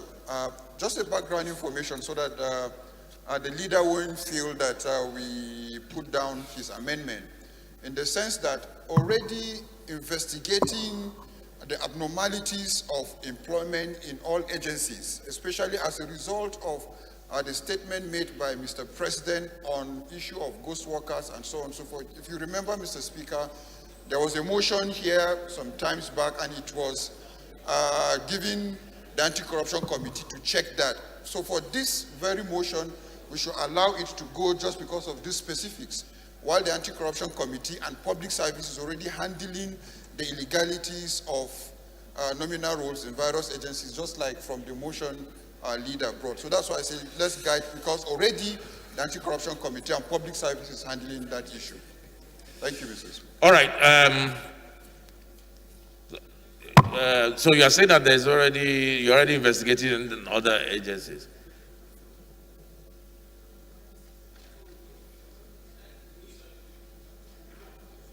Approved. Okay. Leader feels is bound to more compelling arguments that we should just leave it as it is. So those in favor of the motion, as I would want to note here that Honorable Miriam's committee on disabilities, the Committee on Disabilities, I believe, has almost now the same, well, not the same, but across all agencies, they now have a responsibility based on the provision of the law that she read to investigate and monitor and make sure that that law is complied with. But it's almost the same as federal character, but not the same in the sense that yours is strictly on whether they've complied with the 5% disabilities while federal character is mostly based on ethnicity and region and all of that. So you have your work cut out for you. Those in favor of the motion as amended, please say aye. Those against, please say nay. The ayes have it. But one thing, Clark, we have about 4 committees now that we have mandated to do this. 4 committees, joint committees. We cannot do that. When you have 4 committees, you're having almost about 200 people. So that cannot happen. Otherwise, nothing will come out of it. Honorable John Day, see the acting chairman of the chief 4 before you see the committees speaker. Honorable John Day. of the joint committees, the chairman shall select 10 people from their committee. 10 from their committee, so even that is a lot, that's about 40 people. And submit the list of those 10 people. 5? Okay, DS. We are sensitive to our own complicity in terms of our own, for the purpose of our unity. So my suggestion is that each of the standing committees should select 1 person from each geopolitical zone to take care of that one, and that would be a total of 6. 6? Yes, sir. Okay. Thank you. The whole idea is to reduce the number. So 1 per zone, 6 zones, 6 per committee, based on those guidelines, to form the joint committee of disabilities, public service, federal character, what's the 4th one? And labor. Thank you. And I think that will now be the precedence when we have joined, when you are adding all sorts of committees. We'll select a number from each committee so that the work can be properly done.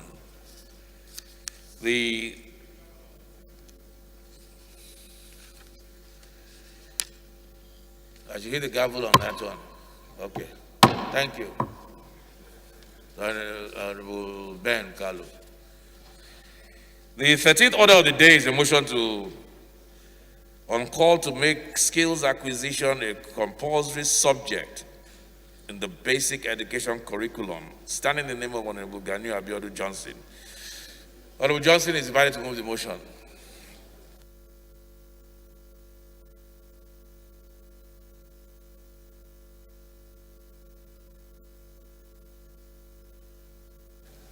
Honorable Princess, approach the acting chief whip. Honorable Princess.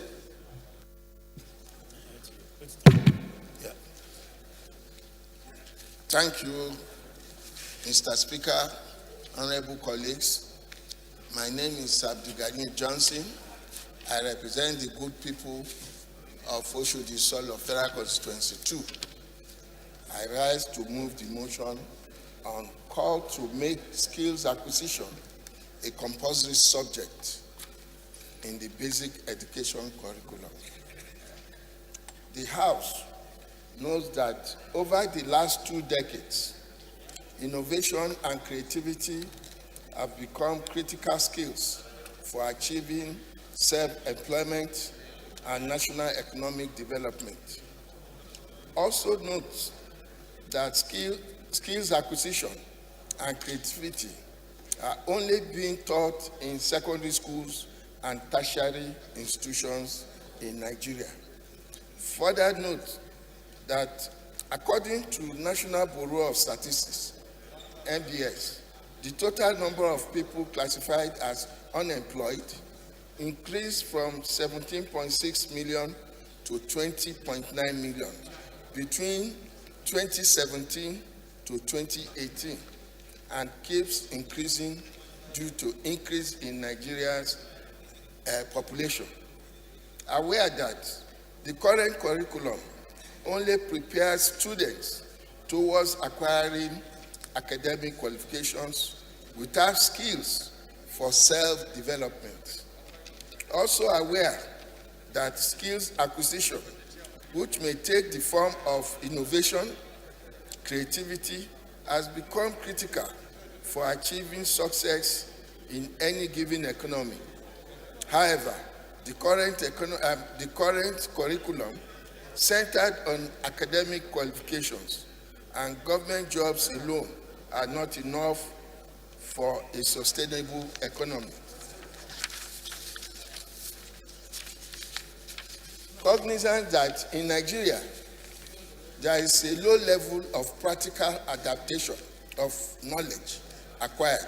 Hence, there is a need to restructure the basic education curriculum by acting the consciousness of the relevant government agencies.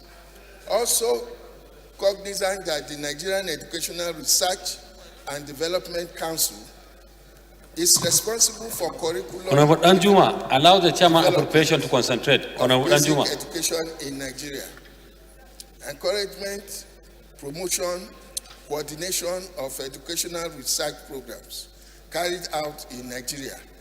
Identification of educational problems in Nigeria, which research is needed, and the establishment of order of priorities, among others, has been enshrined in Honorable the John Nigerian Day, Constitution. I say you should approach the The acting House- chief whip before you see the speaker. The House resolves 1. Urge the Nigerian Educational Research and Development Council to review the basic education curriculum to make skills acquisition a compulsory subject. 2. Mandate the committees on basic education and services and sustainable development goals to ensure compliance and report back within 4 weeks for further legislative action. I so move. Thank you, Mr. Speaker. Thank you, honorable colleagues.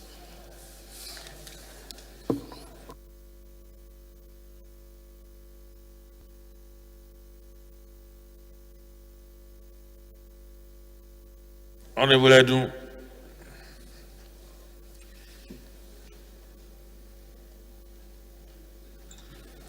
Thank you, Mr. Speaker.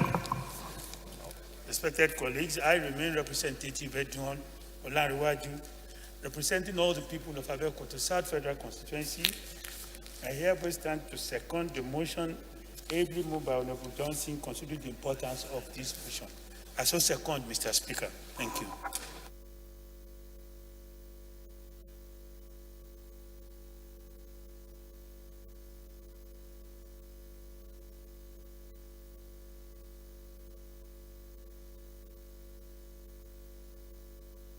Those in favor, please say aye. Aye. Those against, please say nay. Ayes have it. Honorable John Day, allow others to see speaker. Somebody is behind you, please. The 14th order of the day is consideration of a bill for an act to establish Counseling Practitioners Council of Nigeria, charged with the responsibility of advancing the study, training, and practice of counseling profession and for related matters. Honorable members will recall that the bill was committed to the Committee of the Whole on Thursday, 23rd September 2021. The leader will move for its consideration. Acting leader. Al-Mustafa, you can see the speaker. Sorry, deputy allow leader. Honorable John Day. Al-Mustafa. Leader is not here. Deputy leader. You have to move for consideration. 14.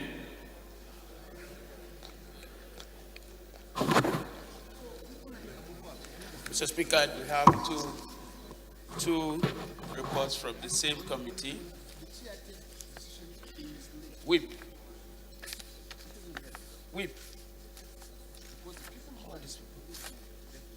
Oh, John Day, you are distracting the sitting.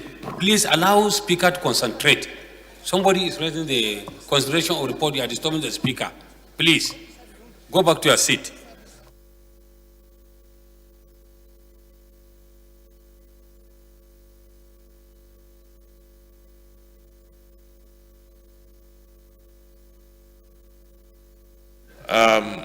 Any seconder? Engineer,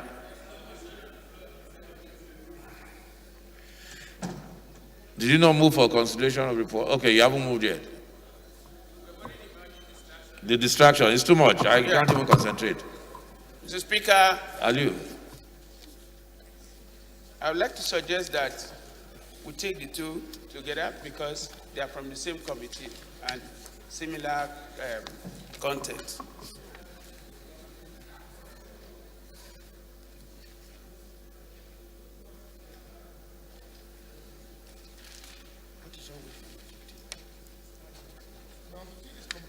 It's just one. Okay.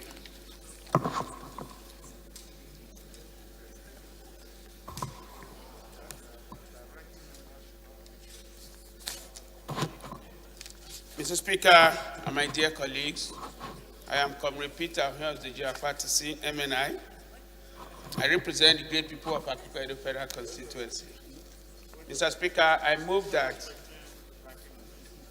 for the consideration of a bill for an act to establish the Counseling Practitioners Council of Nigeria charged with responsibility of advancing the study, training, and practice of counseling profession and for related matters, HB 409. Mr. Speaker, I so move. Engineer Sonny Bala, please second. Please second.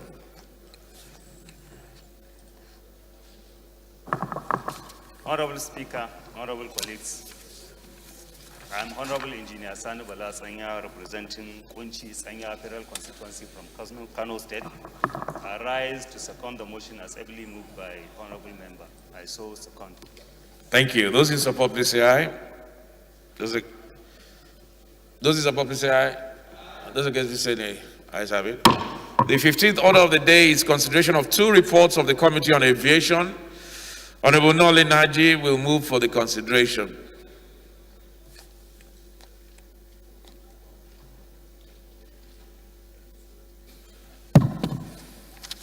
Mr. Speaker, distinguished colleagues, my name is Nolin Naji. I represent in Kano East West Federal Constituency. I'm from Enugu State. Mr. Speaker, I move that the House do consider the report of the Committee on Aviation on a bill for an act to repeal the Federal Airport Authority of Nigeria Act Cap F5, Laws of Federation of Nigeria 2004, and enact the Federal Airport Authority of Nigeria Bill to provide for the effective management of airports in Nigeria and for related matters, HB 461, and approve the recommendations therein. I also move that the House do consider the report of the Committee on Aviation on a bill for an act to repeal the Nigerian Airspace Management Act Cap N90, Laws of Federation of Nigeria 2004, and enact the Nigeria Airspace Management Agency Bill to provide efficient air navigation services in Nigeria, ensure safety and regulations of air navigations in Nigeria, and to any other place which Nigeria has responsibility of providing air navigation services and for related matters, HB 462, and approve the recommendations therein. I so move. Honorable Munir Lere, please second.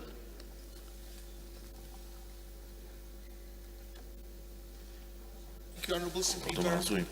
Honorable colleagues, my names are Honorable Ahmed Munir, representing the Ere Federal Constituency of Kaduna State, and I hereby second the report by my honorable colleague. Mr. Speaker, I so move. Thank you.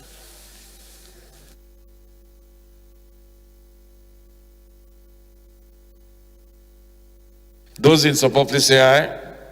Those against, please say nay. Ayes have it. Deputy Leader, please move that the House resolve to the Committee of Whole to consider the repeal.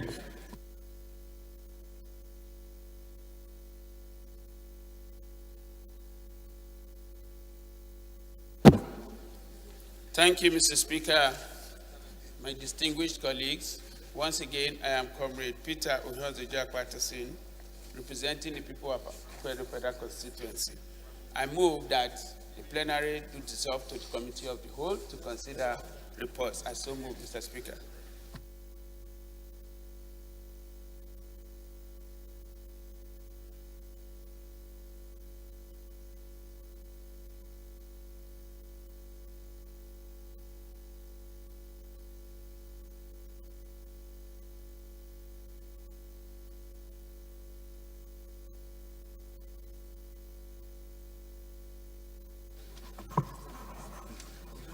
Please allow the honorable member, allow the speaker to concentrate. Oh, no, we will soon done, but this is the chairman. One second, very important. This information is very critical.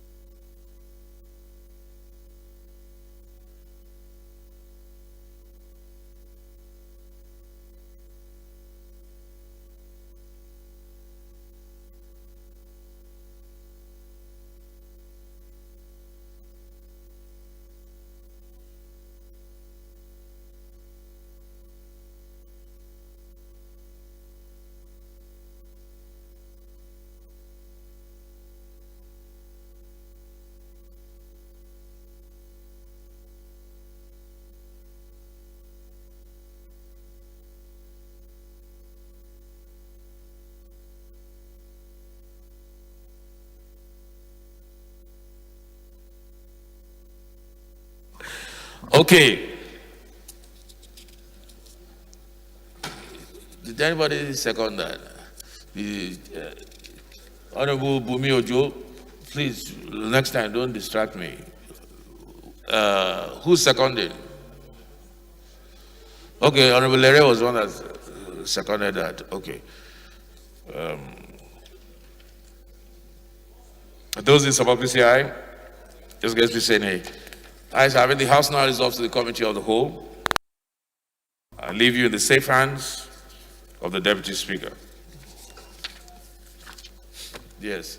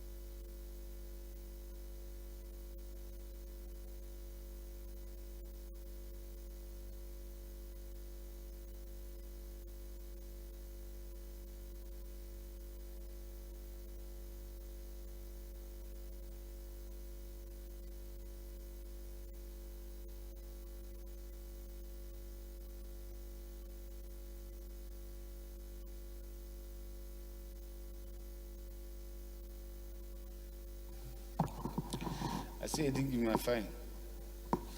My file.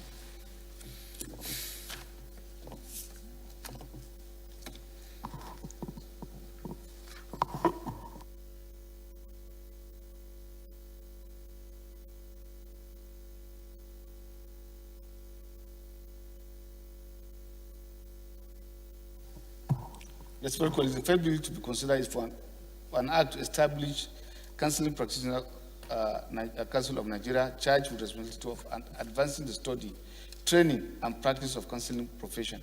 And for him, I now invite the leader of the House to give the synopsis of the bill.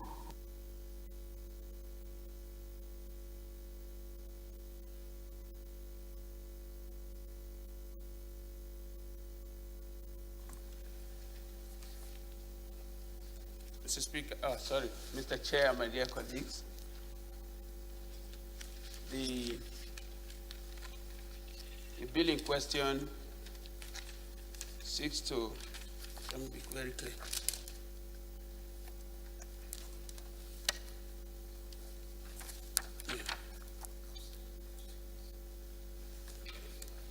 The bill in question seeks to establish the Counseling Practitioners Council of Nigeria, charged with responsibility of advancing studies, training, and practice of counseling profession and for related matters. Mr. Speaker, in brief, counseling has been a very important aspect of education as well as our living.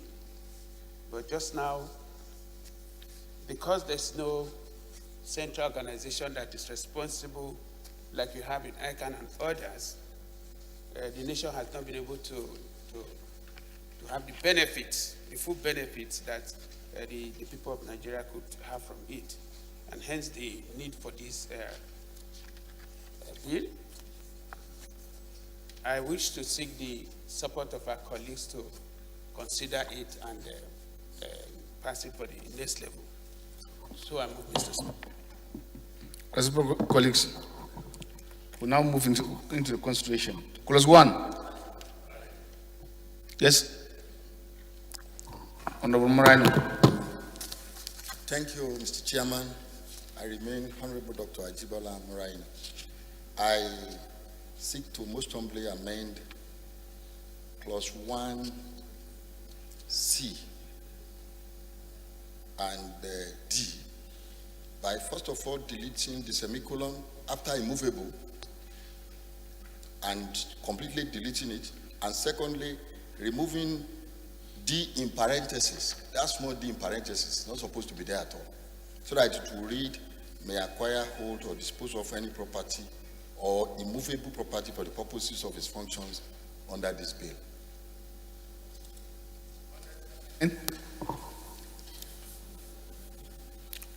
Honorable Bangida.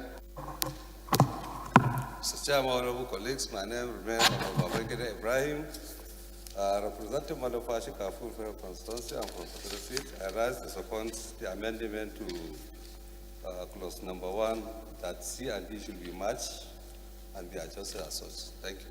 Those in favor of the amendment say aye. Against say nay. That's it. Clause 1 as amended.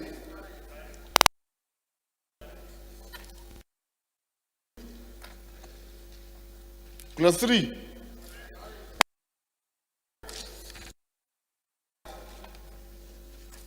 Clause 6.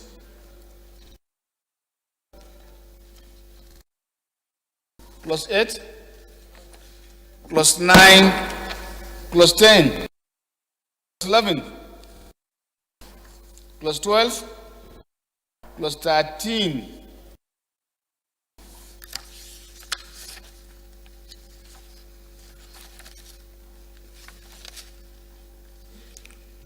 plus 14,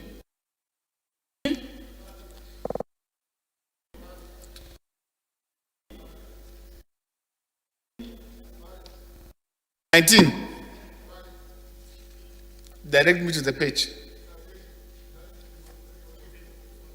19, okay. Thank you. The schedules. Miranda.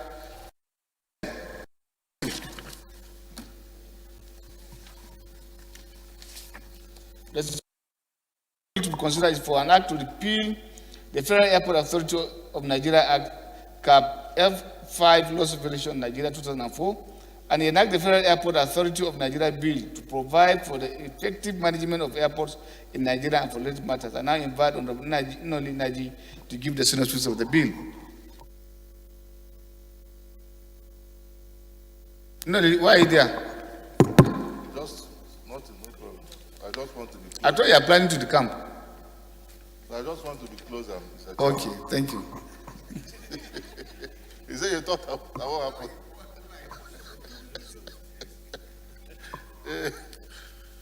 Well, Mr. Chairman, distinguished colleagues, Mr. Chairman, on behalf of the Committee on Aviation, we met and this bill, Mr. Chairman, seeks to repeal the Federal Airport Authority of Nigeria Act, Cap F5 LFN 2010, and for enact the Federal Airport Authority of Nigeria Act 2020 to provide for the effective management of airports in Nigeria and related matters. Under the bill, Federal Airport Authority of Nigeria Fund retains the responsibility of providing effective management, necessary services and facilities for the safe, secure, orderly expeditions and economic operations of airports and air transport in Nigeria. Mr. Chairman, the House Committee on Aviation, after due consideration of the fund, bill hereby recommends that the House do consider and approve the committee's recommendation attached with the reports. I so move. Thank you. Thank you. As contained in the report, sir. If you say attached, we would like to find those documents. As contained in the report. Thank you. Don't allow Benny to bring her legal language. Thank you. Clause 1. Clause 3. 4.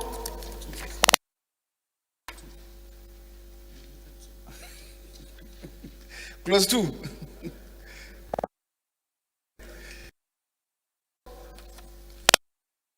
Clause 5. Clause 5.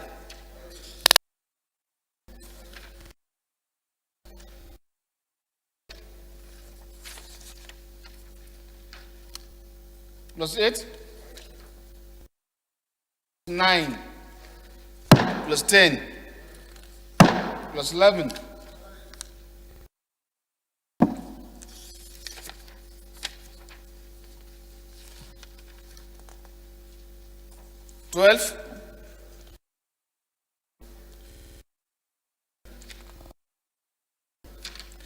Clause 15, clause 17,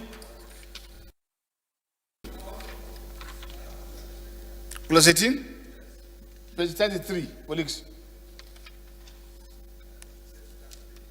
33, yes, I've referred them to you.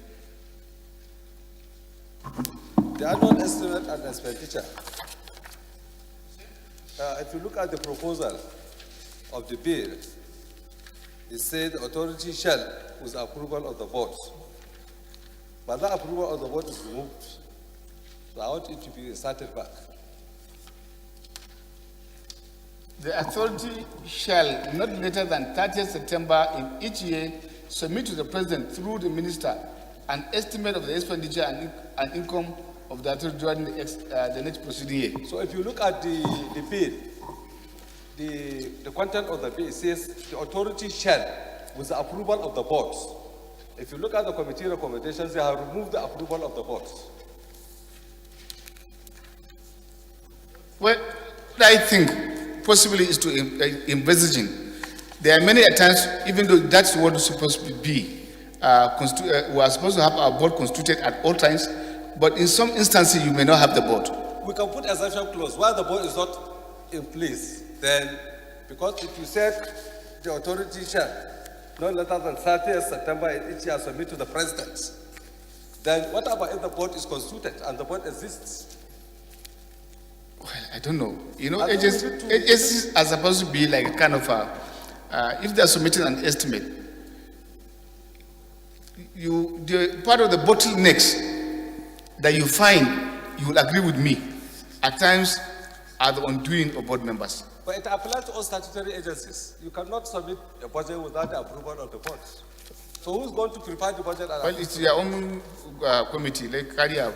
So, Chairman, I think if the authority in this circumstance may be part, the board may be part of the authority. The board may be part of the authority. L.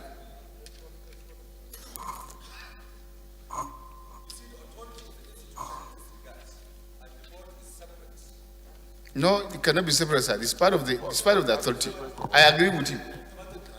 They have their functions and power, whatever, from the institution. I agree with his own thing. Thank you. Authority forms part of the 18, 19, 20, 21, 22, 23.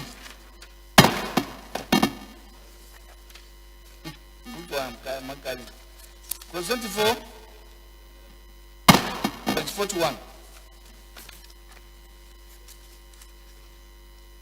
25, 26, 27, 28, 30.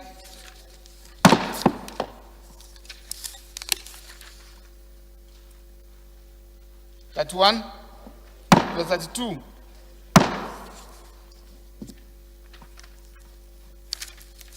Plus 33 plus 34. You are deleting 34? Huh?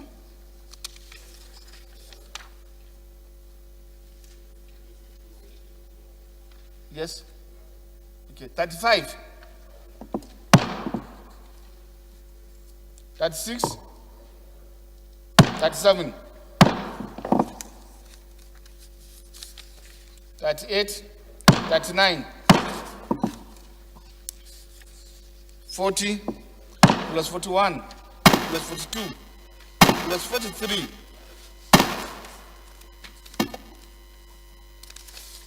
plus 44 plus 45. Do we have 45? No 45. Long title. The schedules. You have explanatory memoranda? Yes.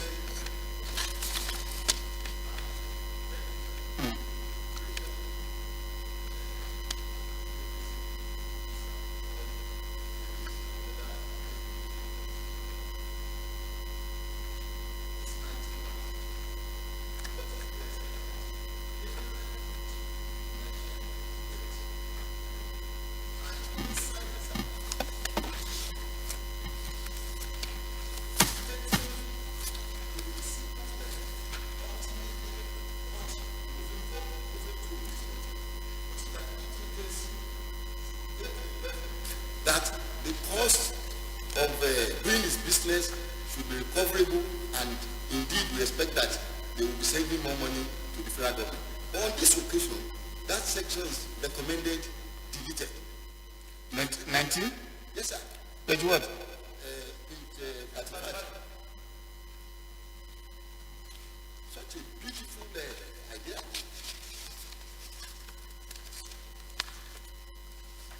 Nothing.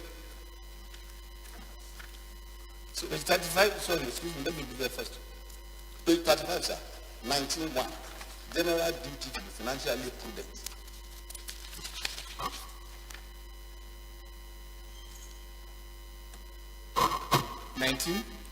Yes, sir. 1, sir. Shall be the duty of the authority to conduct its affairs in such a manner that will ensure that its revenue, including any allocation or grant made to it by the federal government, is sufficient to make charges properly chargeable to revenue account, taking 1 year with the other. Shall be generally be the responsibility of the authority's financial objective to recover the whole of its costs and to achieve a reasonable return on capital. Why should we remove this, sir?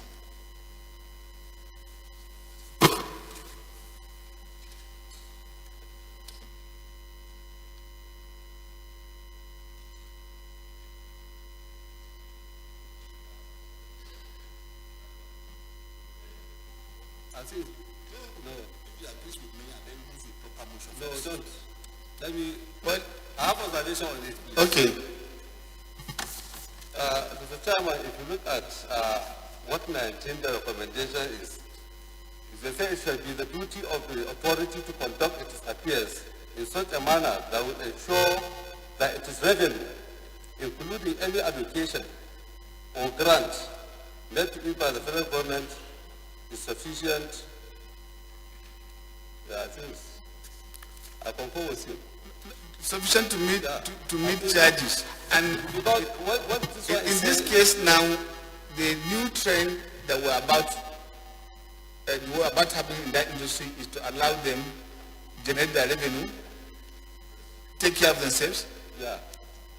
The government is not intending to give them any money longer. Okay, that's why it was deleted. Thank you. Yeah, I think that is a new trend. So if you put that one, you are going to bring our own this thing. It's okay. Thank you. Expert Memoranda. Long title. Thank you.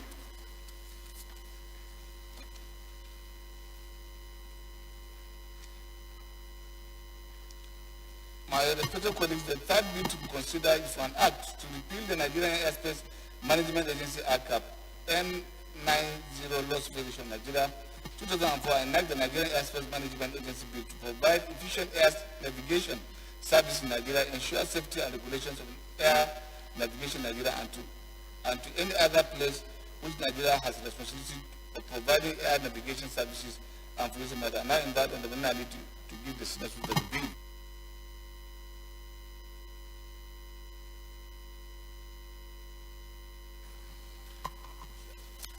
Mr. Chairman, distinguished colleagues, Mr. Chairman, the bill seeks to repeal the Nigeria Airspace Management Act and to enact the Nigeria Airspace Management Agency Act 2020 for the purposes of providing effective air navigation services in Nigeria, ensuring safety and regularity of air navigations in Nigeria and to other places which Nigeria has responsibility of providing air navigation services. The issues that surround the bill is significant in ensuring safe air travel and are part of efforts of enhancing the health and profitability of the overarching aviation sector and public benefits. Mr. Chairman, the House Committee on Aviation, after due consideration of the NAMA bill, hereby recommends that the House do consider and approve the committee's recommendation as submitted. Thank you. Colleagues?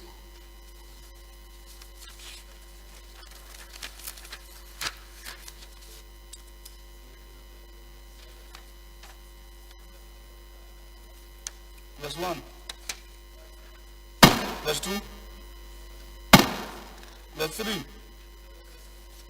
Plus 4, 5, plus 6, plus 7,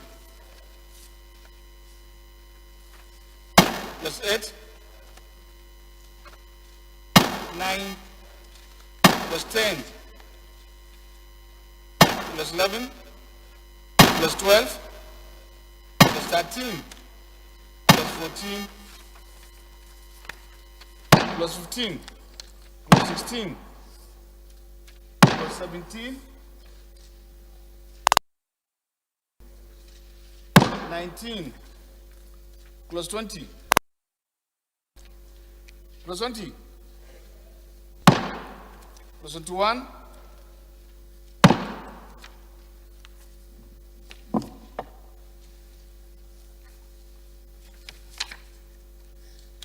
Clause 22. Clause 23. Clause 25. Clause 26. Clause 27. Clause 28. I'll carry 24. 24, 25, 26, 27, 28, 29, 30, clause 31, clause 32, clause 33, clause 34.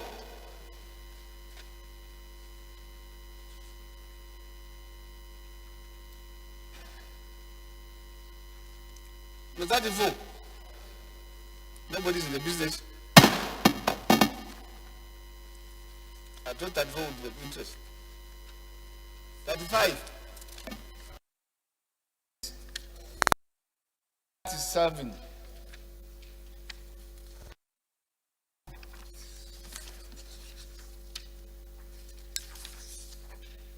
Clause 38. Clause 39. 40. 41. 42. 43. 44, 45, clause 46, clause 47, clause 48, clause 49,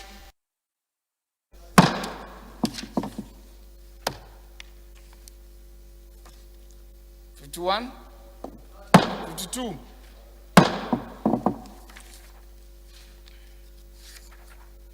53, 55,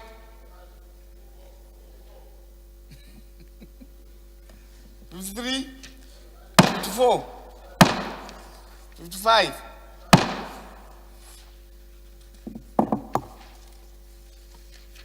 56, 57. That's your title.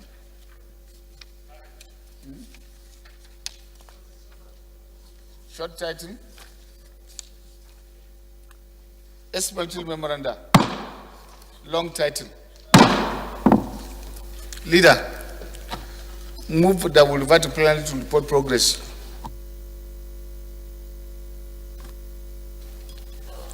Thank you, Mr. Chair. My dear colleagues, I'm Comrade Peter Ohiozoje Akpatisin.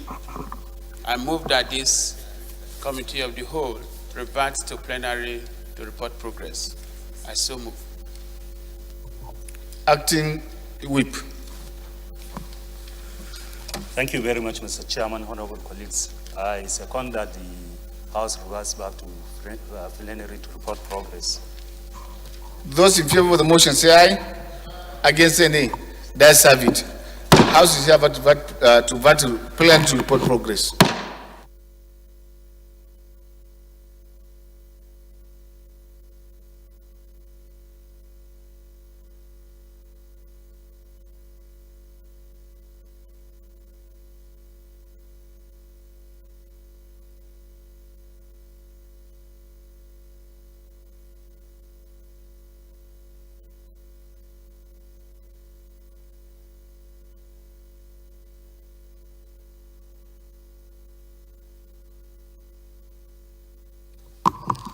My respected colleagues, the House and the Committee of the Whole considered the report of a bill for an act to establish the Counseling Practitioners Council of Nigeria, charged with the responsibility of advancing the study, training, and practice of counseling profession and for related matters, and approved clauses 1 as amended, clauses 2 to 19, the schedule, the long title, and the explanatory memoranda of the report.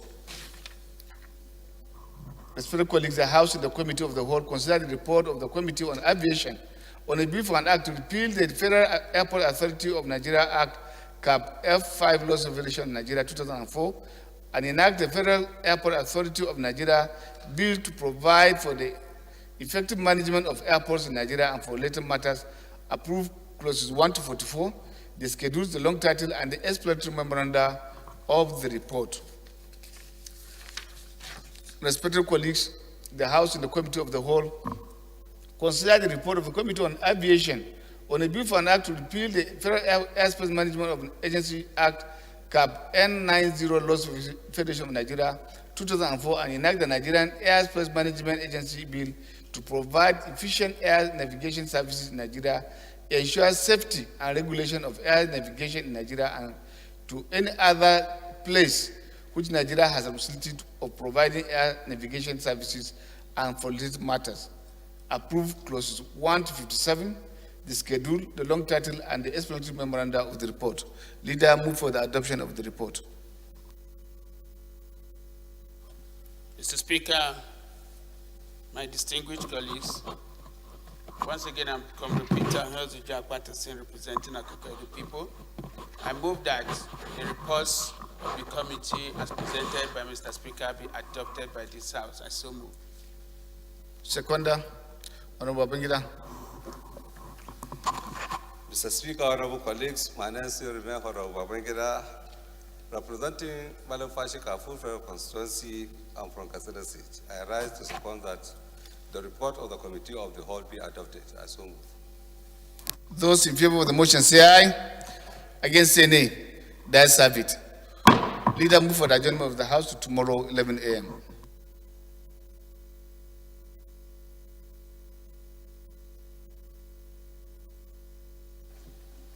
Mr. Speaker, I am Comrade Peter Herzog Patterson, representing Akoko people. I move that this House do adjourn to tomorrow, Thursday, 11 o'clock in the morning. I so move, Mr. Speaker. Yes, sir. Thank you, Mr. Speaker. My name is Honorable Muftau Egberombe. I represent the Papa Federal Constituency. I rise to second the motion as ably moved by the leader. I so second. Those in favor of the motion say aye. Against say nay. The ayes have it. House is hereby adjourned to tomorrow 11 a.m.